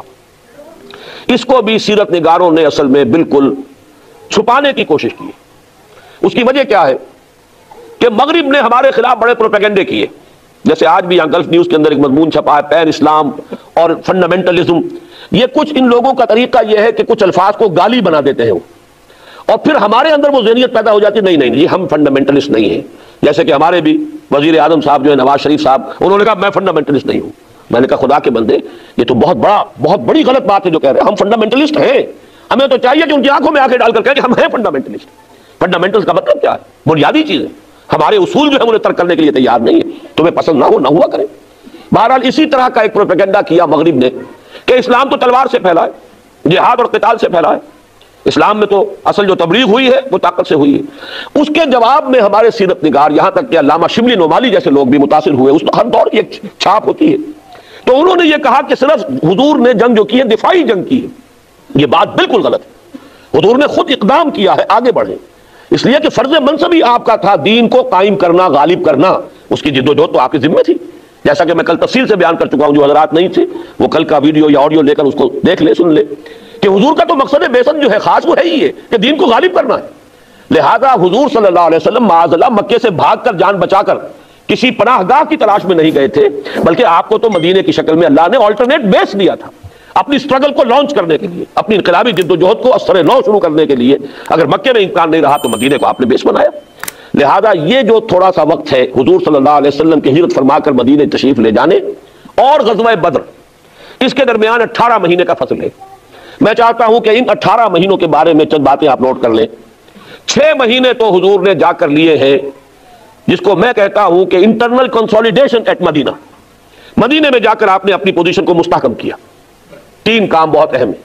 نمبر 1، مسجد نبوی کی تعمیر ہو گئی، اسی کے ساتھ حجرہ ہو گیا۔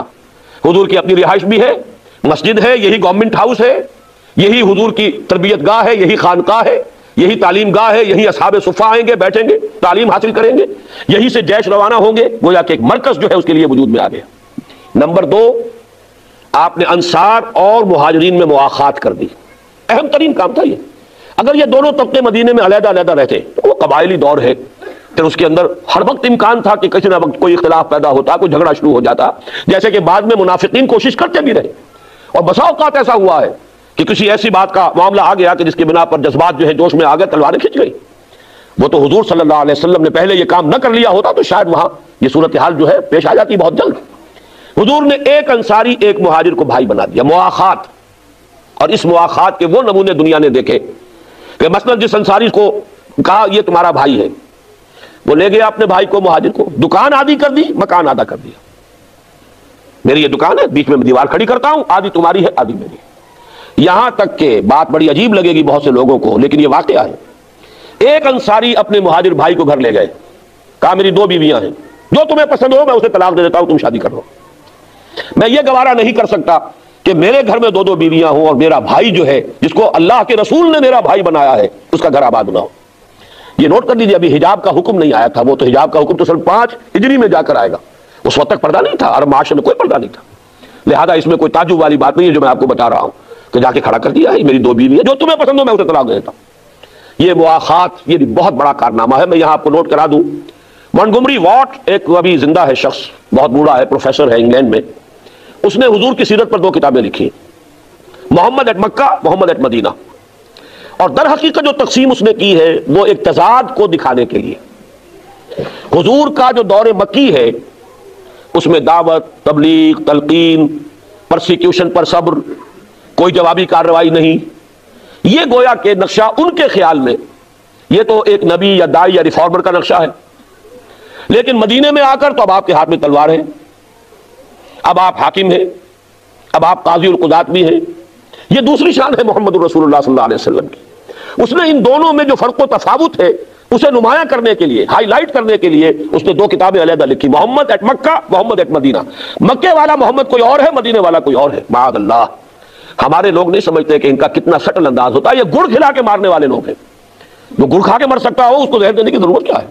ضیاء الحق صاحب نے بھی بلایا تھا اس شخص کو، اور اس کو جو انٹرنیشنل وہ سیرت کانفرنس ہے اس میں خاص طور پہ مدعو کیا تھا، حالانکہ اس کے اندر زہر بھرا ہوا ہے اس شخص کے اندر، اس لیے کہ یہ ٹوائنبی کا شاگرد ہے، اور ٹوائنبی کا ایک جملہ ایسا ہے جس کی گویا کہ اس نے شرح کر دی ہے ان 2 کتابوں میں۔ ٹوائنبی کا جملہ یہ ہے، Muhammad failed as a prophet but succeeded as a statesman. یعنی مکے میں جو نقشہ ہے محمد الرسول اللہ کا وہ تو نبیوں والا ہے، جیسے حضرت مسیح دعوت دیتے تھے، تلقین کرتے تھے، نصیحت کرتے تھے، جیسے حضرت مسیح نے کہا تھا کوئی تمہارے داہنے گال پر تھپڑ مارے بایاں بھی پیش کر دو، کوئی تمہیں اگر ایک بیگار میں 1 کوس لے جانا چاہے تم 2 کوس اس کے ساتھ جاؤ، کوئی تم پر نالش کر کے تمہاری قبا لینا چاہے تم کرتا بھی اتار کے دے دو۔ یہ جو نقشہ ہے حضور کا بھی نظر آ رہا ہے، حضور نے بھی فرمایا مکے میں چاہے تمہارے ٹکڑے اڑا دیے جائے تم ہاتھ نہیں اٹھاؤ گے، کوئی جوابی کارروائی نہیں ہوگی۔ لیکن وہ کہتا ہے Muhammad failed as a profit, معاذ اللہ ثم معاذ اللہ، نقل کفر نہ باشد، but succeeded as a status مین۔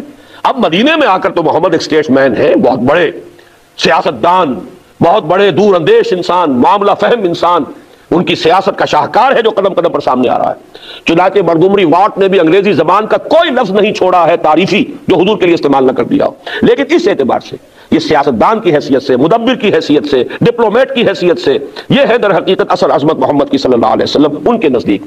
لیکن میں چاہتا ہوں کہ اس کنٹراسٹ کو آپ بھی نوٹ کریں، اس لیے کہ انقلابی عمل میں یہ لازمی ہے. حضرت مسیح علیہ السلام پر بھی اگر اگلا مرحلہ آتا تو وہ بھی وہی مرحلہ ہوتا جو حضور کی زندگی میں آیا ہے. وہ تو یہ کہ پہلے ہی آپ کو اٹھا لیا گیا. حضرت موسیٰ علیہ السلام کی زندگی میں مرحلہ آ گیا تھا، قوم نے صاف جواب دے دیا، فَذْهَبْ أَنْتَ وَرَبُّكَ فَقَاتِلَا إِنَّا هَاهُنَا قَاعِدُونَ، جاؤ تم اور تمہارا رب جنگ کرو، ہم تو یہی بیٹھے. تو در حقیقت تو پروسیس ایک ہی ہے تمام رسولوں کا، لیکن کہیں پر وہ اگلے مرحلے تک پہنچا ہے، کہیں پہلے میں ختم ہو گیا، کہیں دوسرے میں ختم ہو گیا. سارے مراحل مکمل ہوئے صرف محمد رسول اللہ صلی اللہ علیہ وسلم کی حیات طیبہ میں. بہرحال میں نے عرض کیا تھا 6 مہینے میں جو کام کیے، نمبر 1 کنسٹرکشن مسجد نبوی کی، نمبر 2 مواقعات انصار اور مہاجرین، نمبر 3 اس پر تو واقعہ یہ ہے کہ جتنی بھی تعریف ممکن ہو سکتی ہے سب نے کی ہے. اتنی دور اندیشی، جاتے ہی یہود کو ایک معاہدے میں جکڑ لیا، میثاق مدینہ، کہ مدینے کا ڈیفنس ہوگا جوائنٹ، اگر مدینے پر حملہ ہوا ہم دونوں مل کر دفاع کریں. اس معاہدے میں ایسے جکڑے گئے یہود کہ بعد میں پچھتاتے رہے، لیکن معاہدہ کر چکے تھے، سازشیں کرتے تھے اندر ہی اندر، برملا کھل کر کبھی بھی قریش کا ساتھ نہیں دے سکے. ایک تو اس وجہ سے بھی کہ بزدل تھے، اور ایک اس وجہ سے بھی کہ معاہدے کے اندر بندھے ہوئے تھے. اور یہ بھی حضور کے تدبر کا بہت بڑا شاہکار ہے میثاق مدینہ کہ آپ نے جا کر ان کو معاہدوں میں جکڑ لیا. 6 مہینے میں یوں سمجھیے 3 کام. اس کے بعد آپ نے دستے بھیجنے شروع کر دیے، چھاپا مار دستے. 8 مہمیں ہیں غزوہ بدر سے قبل. اس پورے عرصے میں مکے کی طرف سے کوئی کارروائی نہیں ہوئی. یہ اللہ کا شکر ہے، وہ کتابیں کچھ چھپ گئی ہیں. چنانچہ الرحیق المختوم کے نام سے سیرت کی ایک کتاب حال ہی میں ایک ہندی عالم ہے ہندوستان کے، انہوں نے لکھی تھی عربی زبان میں، جس پر کہ انہیں فیصل ایوارڈ ملا ہے. اردو میں بھی اس کا ترجمہ لاہور سے چھپ گیا ہے. اس میں یہ سیرت کے یہ واقعات بھی جو کچھ ایک خاص طور میں جب کتابیں لکھی گئی تو ان کو چھپا لیا گیا کہ اس سے تو ثابت ہوتا ہے کہ اقدام حضور نے کیا، جبکہ ہم یہ بتانا چاہتے ہیں کہ نہیں، حضور نے تو صرف ڈیفنس میں جنگ کی ہے. تو واقعہ یہ کہ حقیقت یہ کہ اقدام حضور نے کیا. مکے والوں کے بارے میں یہ بات جان لیں، آج کل کی 2 اصطلاح کے حوالے سے، ڈوز اینڈ ہاکس. مکے میں ہاکس بھی تھے اور ڈوز بھی تھے، یعنی کچھ شریف النفس لوگ تھے جو لڑائی بھڑائی کو پسند نہیں کرتے تھے.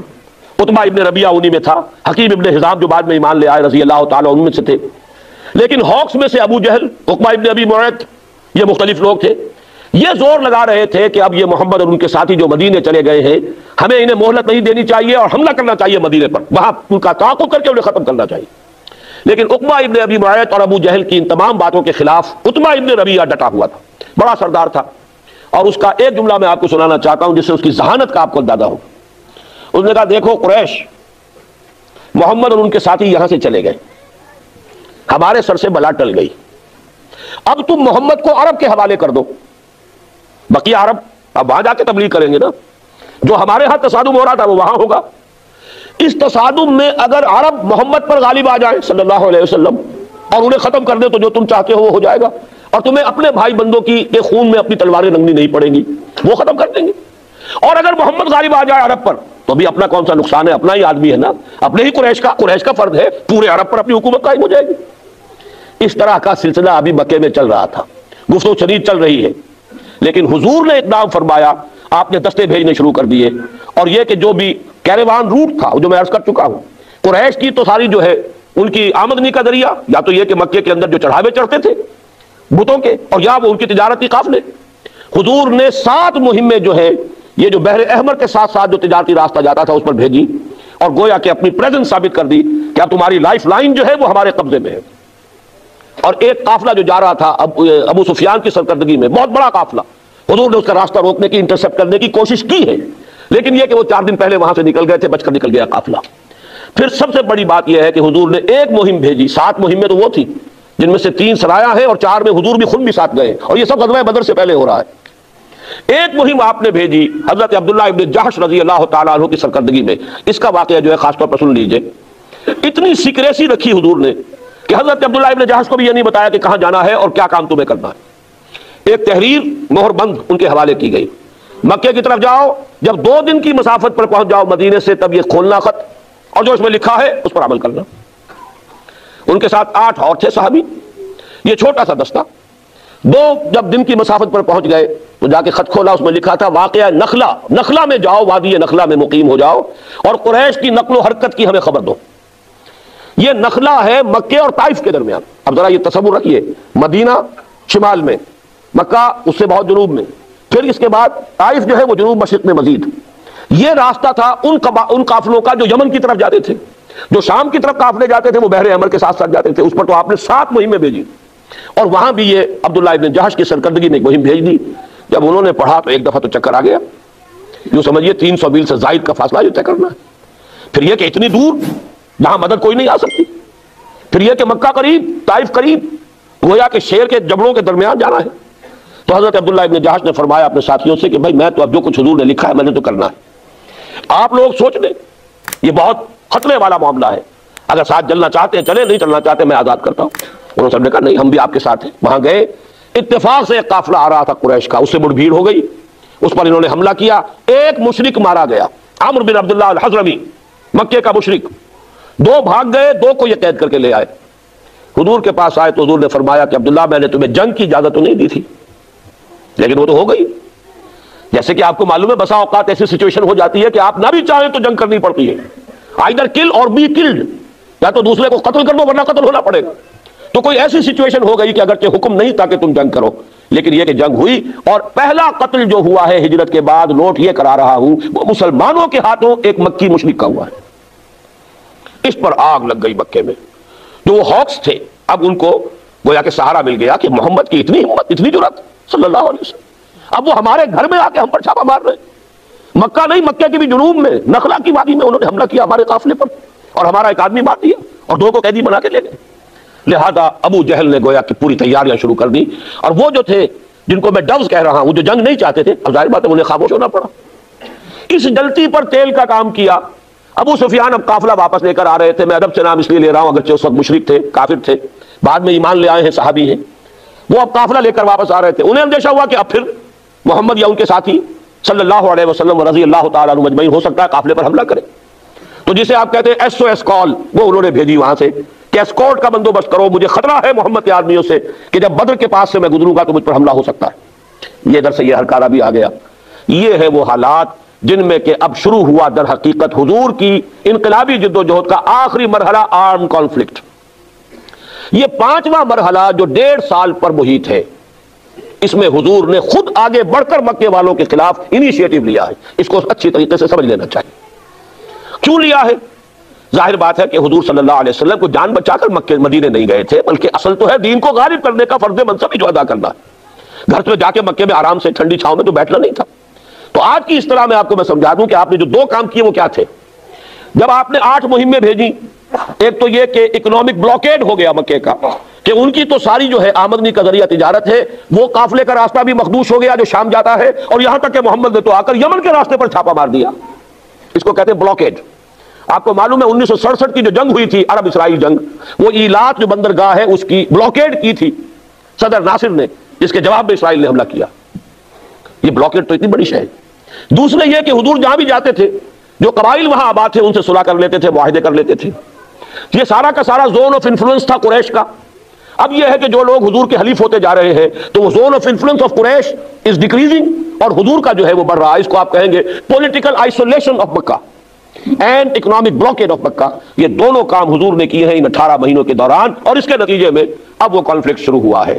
1000 کا لشکر جرار اب چلا ہے مکے سے، کیل کانٹے سے لیس طبل بجاتا ہوا اور بڑے ڈھول بجاتا ہوا، اس لیے کہ یقین تھا کہ اتنی طاقت محمد کی نہیں ہے کہ 1000 آدمیوں کے مقابلے کے لیے وہ آدمی لا سکے.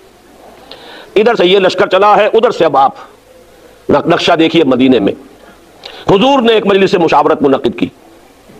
مسلمانوں، ایک تو لشکر آ رہا ہے جنوب سے کیل کانٹے سے لیس، اور ایک قافلہ آ رہا ہے شمال سے مال تجارت سے لدا پھندا، اور اللہ کا وعدہ ہے کہ ان 2 میں سے ایک پر ضرور فتح دے گا. تو بتاؤ کدھر چلے؟ یہ در حقیقت ہر کمانڈر جو ہے کسی بھی اقدام سے پہلے اپنے ساتھیوں کے مورال کا اندازہ کرتا ہے. ساتھیوں کا حال کیا ہے، ان میں کتنی کچھ ہمت ہے، جرت ہے، حوصلے کتنے بلند ہے، کہیں پست تو نہیں ہے. یہ گویا کہ اس طرح کا ایک امتحان ہے جو حضور لے رہے ہیں. بتاؤ کدھر چلے؟ کچھ لوگوں نے کہا، یہ سورہ انفال کے شروع میں یہ سارا واقعہ بیان ہے. کچھ نے کہا چلیے جی حضور قافلے پر حملہ کریں، آدمی تھوڑے سے ہیں 30 یا 50، ان پر ہم جلدی سے فتح حاصل کر لیں گے، اور ہمارے پاس تو ہتھیار بھی نہیں ہے، ہتھیار مل جائیں گے. مال غنیمت بہت سا مل جائے گا، بڑے دلائل کے انبار لگا دیے انہوں نے کہ چلنا چاہیے قافلے کی طرف، لشکر کی طرف نہیں۔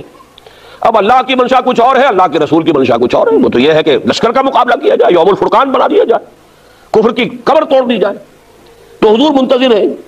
اس پر کھڑے ہوئے حضرت مقداد ابن اسود رضی اللہ تعالیٰ عنہ، انہوں نے تاریخی خطبہ دیا کہ اے اللہ کے رسول، ہمیں موسیٰ کے ساتھیوں پر قیاس نہ کیجئے جنہوں نے یہ کہہ دیا تھا فَاذْهَبْ أَنْتَ وَرَبُّكَ فَقَاتِلَا إِنَّا هَاهُنَا قَاعِدُونَ۔ ہم موسیٰ کے ساتھی نہیں، محمد کے صحابی ہیں صلی اللہ علیہ وسلم رضی اللہ تعالیٰ عنہ مجمعین۔ جو آپ کا ارادہ ہو بسم اللہ کیجئے، کیا عجب کہ آپ کے ذریعے، ہمارے ذریعے سے اللہ آپ کو آنکھوں کی ٹھنڈک عطا فرمائے۔ حضور پھر بھی کچھ منتظر سے ہیں۔ حضرت ابو بکر کھڑے ہوئے، انہوں نے تقریر کی، حضور نے کوئی توجہ نہیں فرمائی۔ حضرت عمر نے کھڑے ہو کر تقریر کی، حضور نے توجہ نہیں فرمائی۔ اب خیال آیا حضرت سعد ابن عبادہ رضی اللہ تعالیٰ عنہ جو رئیس انصار تھے، انہوں یہ خیال آ گیا کہ حضور کا روح سکون ہماری طرف ہے، اس لیے کہ پہلی 8 مہموں میں آپ نے کسی انصاری کو شامل نہیں کیا تھا، سب یہ مجاہدین گئے تھے، مہاجرین۔ اس لیے کہ جب وہ بیعت عقبہ ثانیہ ہوئی تھی تو طے یہ ہوا تھا اگر مدینے پر حملہ ہوگا تو ہم آپ کی حفاظت کریں گے جیسے اپنے اہل و عیال کی، اور یہاں مدینے پر ابھی حملہ نہیں ہوا ہے، حضور باہر نکل کر راستہ روکنا چاہ رہے ہیں۔ تو گویا کہ وہ جو معاہدہ تھا اس کے تحت تو حضور نہیں کہہ سکتے کہ تم چلو میرے ساتھ، اور حضور کو یہ معلوم ہے کہ صرف مہاجرین کی نفری اب کفایت نہیں کرے گی، 1000 کا لشکر آ رہا۔ تو حضرت سعد ابن عبادہ نے کھڑے ہو کر کہا، عرض کیا کأنک تعنینا یا رسول اللہ، اے اللہ کے رسول، کچھ ایسے محسوس ہوتا ہے کہ آپ کا روح سکون ہماری طرف ہے، انصار کی طرف ہے۔ فإنا آمنا بک وصدقناک، تو یا رسول اللہ ہم آپ پر ایمان لائے ہیں، ہم نے آپ کی تصدیق کی ہے، اب ہمارے لیے کوئی آپشن نہیں ہے۔ اگر آپ ہمیں حکم دیں گے اپنی سواریاں سمندر میں ڈال دیں گے، اگر آپ ہمیں حکم دیں گے برق الغمات تک پہنچ جائیں گے، چاہے ہماری اونٹنیاں لاغر ہو جائیں، آپ بسم اللہ کر کے جو آپ کا حکم ہو۔ بھول جائیے بیعت عقبہ ثانیہ میں کیا طے ہوا تھا کیا نہیں ہوا تھا، اصل مسئلہ یہ ہے کہ ہم نے آپ کو اللہ کا رسول مانا ہے، ہم آپ پر ایمان لائے۔ اسی جملے میں ذرا تھوڑا سا کہوں گا کہ ہم بھی اپنے غریبانوں میں جھانکیں کہ ہم بھی اللہ کا رسول مانتے ہیں، رسول کو صلی اللہ علیہ وسلم، لیکن ہم نے ان کے تقاضوں کو کیا سمجھا۔ بہرحال حضور کا چہرہ جو ہے دمک اٹھا، پھر یہ جنگ کے لیے نکلے۔ یہ سن 2 ہجری کا رمضان مبارک ہے اور 17واں اس کا دن ہے۔ یہ مٹ بھیڑ ہوئی اور یوم الفرقان قرار پایا۔ 313 صرف 2 گھوڑے، ذرا رسالہ تو دیکھیے، کیولری کنسسٹنگ آف 2 ہارسز، اور سب کے پاس تلواریں بھی نہیں، چند لوگوں کے پاس تلواریں، سامان ہے ہی نہیں، اور ادھر 1000 کا لشکر ہے اور پوری طرح کیل کانٹے سے لیس ہو کر آیا ہے۔ تو وہ تو یہ سمجھتے تھے کہ یقینی فتح ہے ہماری، جیسے 1965 میں بھارتی سمجھتے تھے کہ شام تک تو جیم خانہ کلب میں پہنچ کے وہاں تو ہم جشن منائیں گے، یقینی۔ لیکن اللہ تعالیٰ نے ان کے دلوں میں ایسا روب ڈالا ہے، ٹھٹک کر کھڑے رہ گئے کہ پتہ نہیں کیا وجہ ہے، ریزسٹنس نہیں ہے کہیں، کیا ہمیں کہیں گھیراؤ میں لیا جا رہا ہے، کیا ہو رہا ہے۔ یہی یقین تھا، اسی لیے یہ ابو جہل نے کہا تھا یہ یوم الفرقان ہوگا، یہ پتہ چل جائے گا کہ اللہ کس کے ساتھ ہے، جس کو فتح ہوئی اللہ اسی کے ساتھ ہے، کیونکہ اسے یقین تھا کہ فتح میری ہوگی۔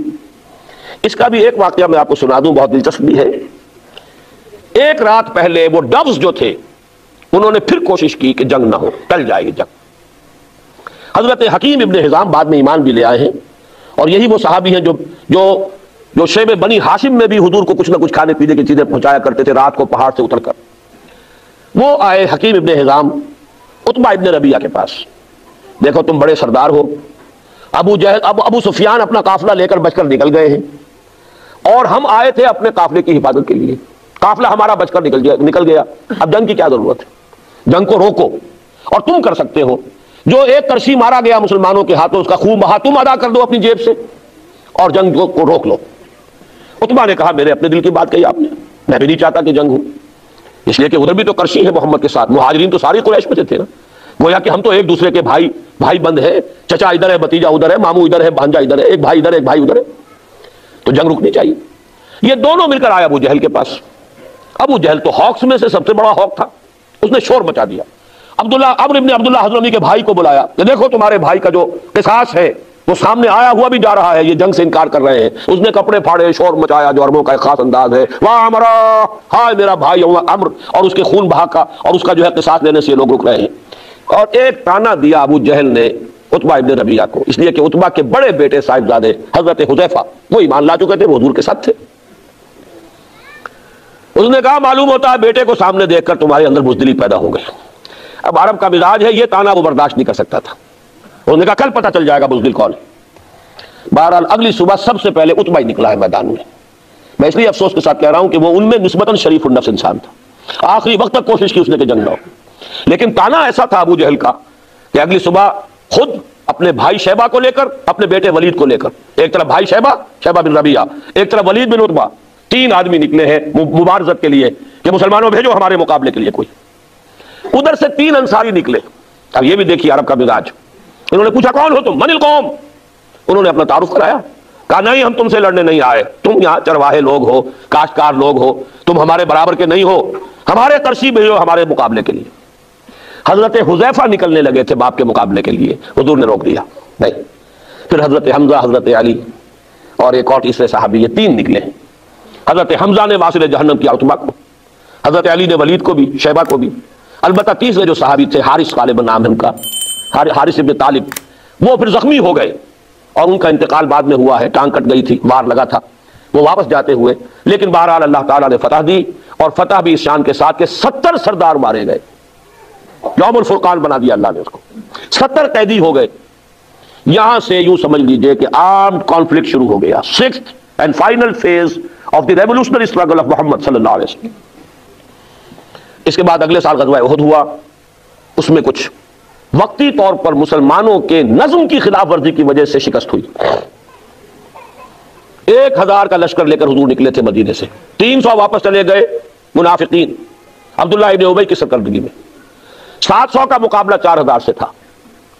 لیکن یہ کہ حضور نے ایک درہ دیکھ لیا تھا، پیچھے تھا درہ، اگر اس پر طرف سے حملہ ہو گیا تو گویا کہ ہم 2 طرف سے درجے میں آ جائیں گے۔ وہاں 50 تیر اندازوں کو مقرر کر دیا حضرت عبداللہ ابن جبیر رضی اللہ تعالیٰ عنہ کی سرکردگی میں۔ فرمایا دیکھو چاہے ہم سب قتل ہو جائیں، چاہے تم اپنی آنکھوں سے دیکھو کہ پرندے ہمارا گوشت نوچ نوچ کر کھا رہے ہیں، تبھی تم یہاں سے مت ہٹنا۔ جنگ ہوئی، مسلمانوں کو فتح ہو گئی، وہ 4000 کا لشکر جو ہے 3000 کا بھاگ نکلا۔ اب مسلمان ان کا تعاقب کر رہے ہیں، وہاں جو کھڑے ہوئے تھے وہ 50 تیر انداز، ان میں ایک اختلاف ہو گیا۔ انہوں نے کہا حضور نے تو شکست کی حالت میں کہا تھا، اب تو فتح ہو چکی، لہذا کوئی ضرورت نہیں کہ آپ کھڑے رہے۔ لیکن یہ کہ ان کے جو کمانڈر تھے حضرت عبداللہ ابن جبیر، وہ کہتے رہ گئے کہ یاد کرو حضور کے قول کو، مت ہلو یہاں سے۔ لیکن ان کی حکم عدولی کر کے 35 وہاں سے تیر انداز جو ہے جگہ چھوڑ کر چلے گئے، 15 رہ گئے۔ خالد ابن ولید تھے اس میں، وہ جو ان کی کیولری تھی 200 ہارسز کی، 200 horses strong cavalry under the command of Khalid ibn Walid. ان کی عقابی نگاہ نے دیکھ لیا کہ وہ درہ خالی ہے، اگرچہ شکست ہو چکی ہے لیکن اس شکست کو فتح میں بدل سکتا ہوں، پورا چکر لگایا ہے احد کا، اور وہاں سے جو حملہ کیا ہے تو پھر وہ شکست میں بدل گئی فتح۔ 70 صحابہ شہید ہو۔ اس پر جو قرآن مجید میں تبصرہ آیا ہے وَلَقَدْ صَدَقَكُمُ اللَّهُ وَعْدَهُ إِذْ تَحُسُّونَهُم بِإِذْنِهِ، اے مسلمانوں تم اللہ کو دوش نہیں دے سکتے، تم ہم سے شکایت نہیں کر سکتے، ہم نے اپنے وعدہ سچا کر دکھایا تھا، تمہیں مدد دی اور تمہیں فتح دی، تم انہیں گاجر مولی کی طرح کاٹ رہے تھے۔ حتی اذا فشلتم وتنازعتم فی الامر وعصیتم من بعد ما اراکم ما تحبون، لیکن جب تم نے ہی نظم کو ڈھیلا کر دیا، تم نے حکم کی نافرمانی کی، حضور کے حکم کی تو انہوں نے تعویل کر لی تھی کہ حضور نے تو کہا تھا اگر شکست ہو جائے تب، اب تو فتح ہو گئی، لیکن اصل لوکل کمانڈر کا حکم تو تھا نا، من اطاع امیری فقد اطاعنی ومن عصا امیری فقد عصانی، جو میں پہلے بیان کر چکا، جس نے میرے مقرر کردہ امیر کا کہنا مانا اس نے میرا کہنا مانا، جس نے اس کی نافرمانی کی اس نے میری نافرمانی کی، اس کی سزا ہے جو اللہ نے دی ہے۔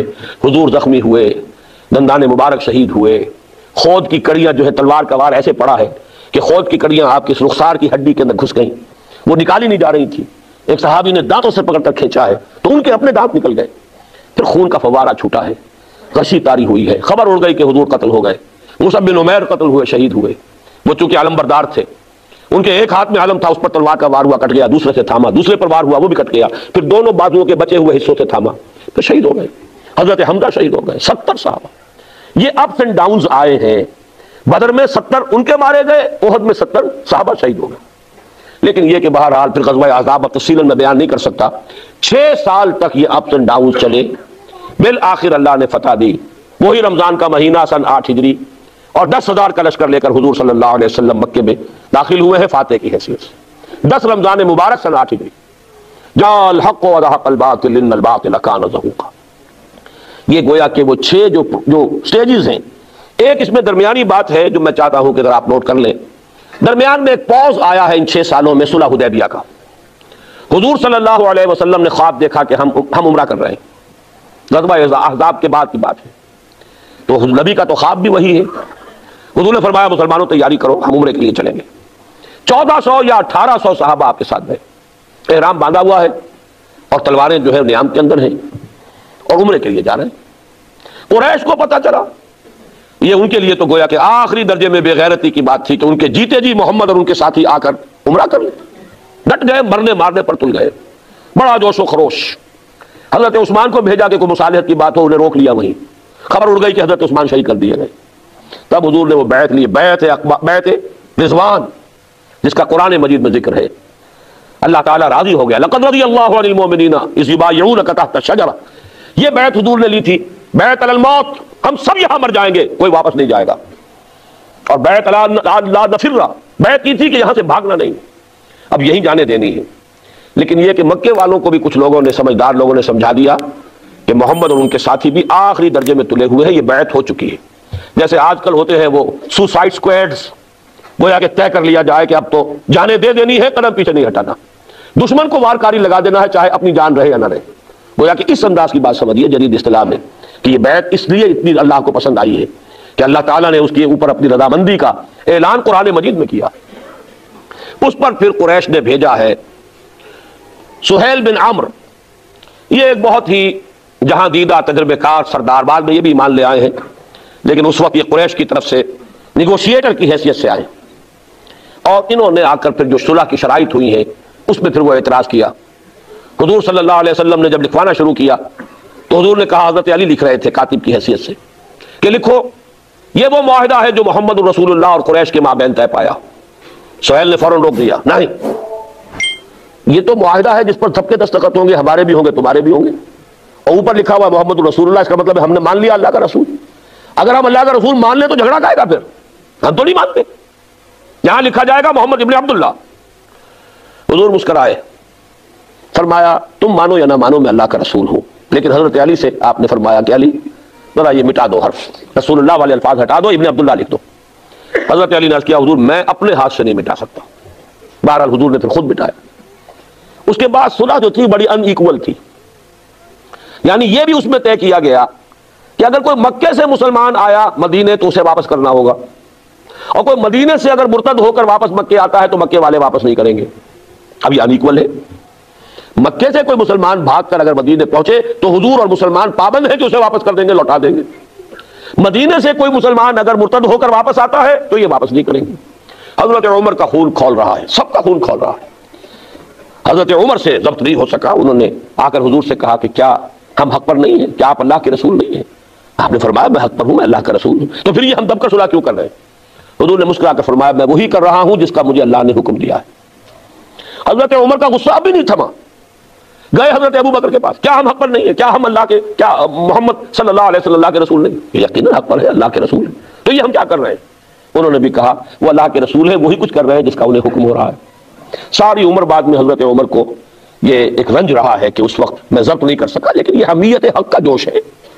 اسی حمیت حق کے جوش میں حضرت علی نے بھی تو حکم عدولی کی نا کہ حضور کہہ رہے ہیں نام مٹا دو، اور نہیں مٹایا۔ یہ سب غیرت ہے، حمیت حق ہے، اس میں کوئی گستاخی والی بات نہ حضرت عمر کی ہے نہ حضرت علی کی ہے رضی اللہ تعالی عنہما۔ لیکن ذرا نوٹ کیجئے، آخری بات آپ سے عرض کر دوں، اس کو کہتے ہیں ڈسپلن۔ اس درجے خون کھول رہا ہے، لیکن حضور کا جو فرمان ہے تسلیم ہے، کوئی چوں نہیں کر رہا سوائے حضرت عمر نے جو تھوڑا سا یہ مکالمہ کیا ہے۔ جب صلح ہو گئی تو سب سے بڑا امتحان اسی وقت آ گیا۔ ابو جندل اسی سہیل ابن عمرو کے بیٹے ایمان لائے ہوئے تھے، اور اس سہیل ابن عمر نے، عمرو بن سہیل نے رکھا ہوا تھا اسے اپنے گھر میں لوہے کی زنجیروں سے جکڑ کر۔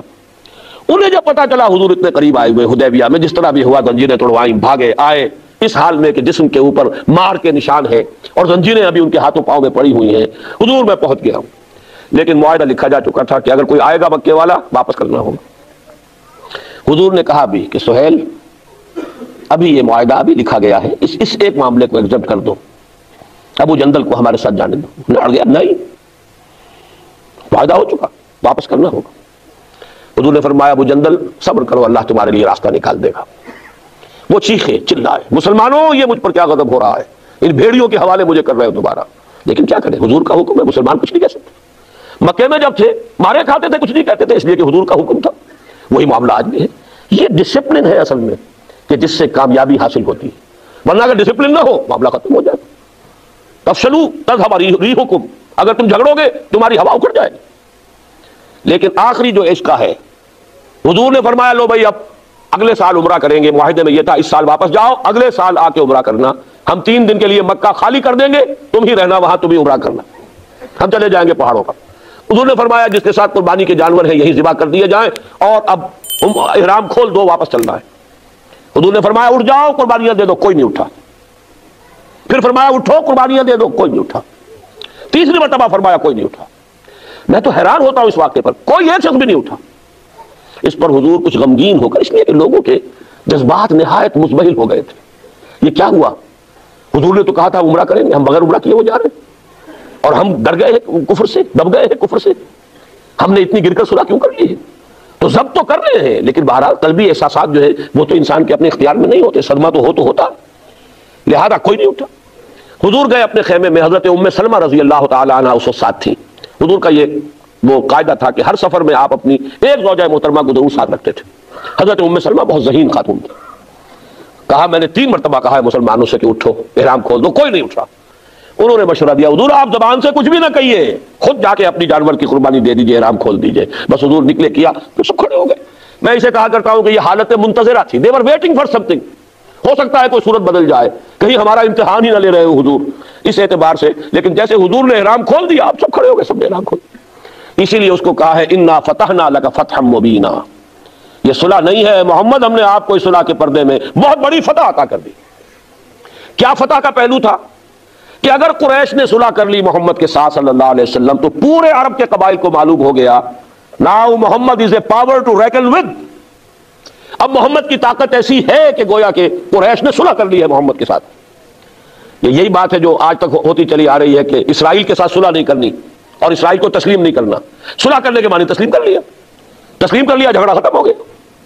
تو محسوس یہ ہوا کہ جب قریش نے صلح کر لی ہے تو گویا کہ قریش نے تسلیم کر لیا ہے کہ اب محمد صلی اللہ علیہ وسلم کی طاقت بہت بڑی ہے، رو پڑ گیا پورے عرب پر۔ پھر حضور یکسو ہو گئے قریش کے ساتھ، جب صلح کا معاہدہ ہو گیا، اب آپ نے خیبر پر چڑھائی کی، خیبر فتح کر لیا، اس لیے کہ ان کے تو ہاتھ بن گئے تھے، اب یہودیوں کی مدد کو اور قریش نہیں جا سکتے تھے۔ آپ نے حملہ کیا خیبر پر، خیبر فتح کر لیا، بہت بڑا مال غنیمت آتا ہے۔ پھر اسی عرصے میں، اب جو آخری بات میں آج عرض کروں گا وہ صرف یہ ہے، اسی عرصے میں اب پہلی مرتبہ حضور صلی اللہ علیہ وسلم نے بیرون ملک عرب دعوتی خطوط ارسال کی۔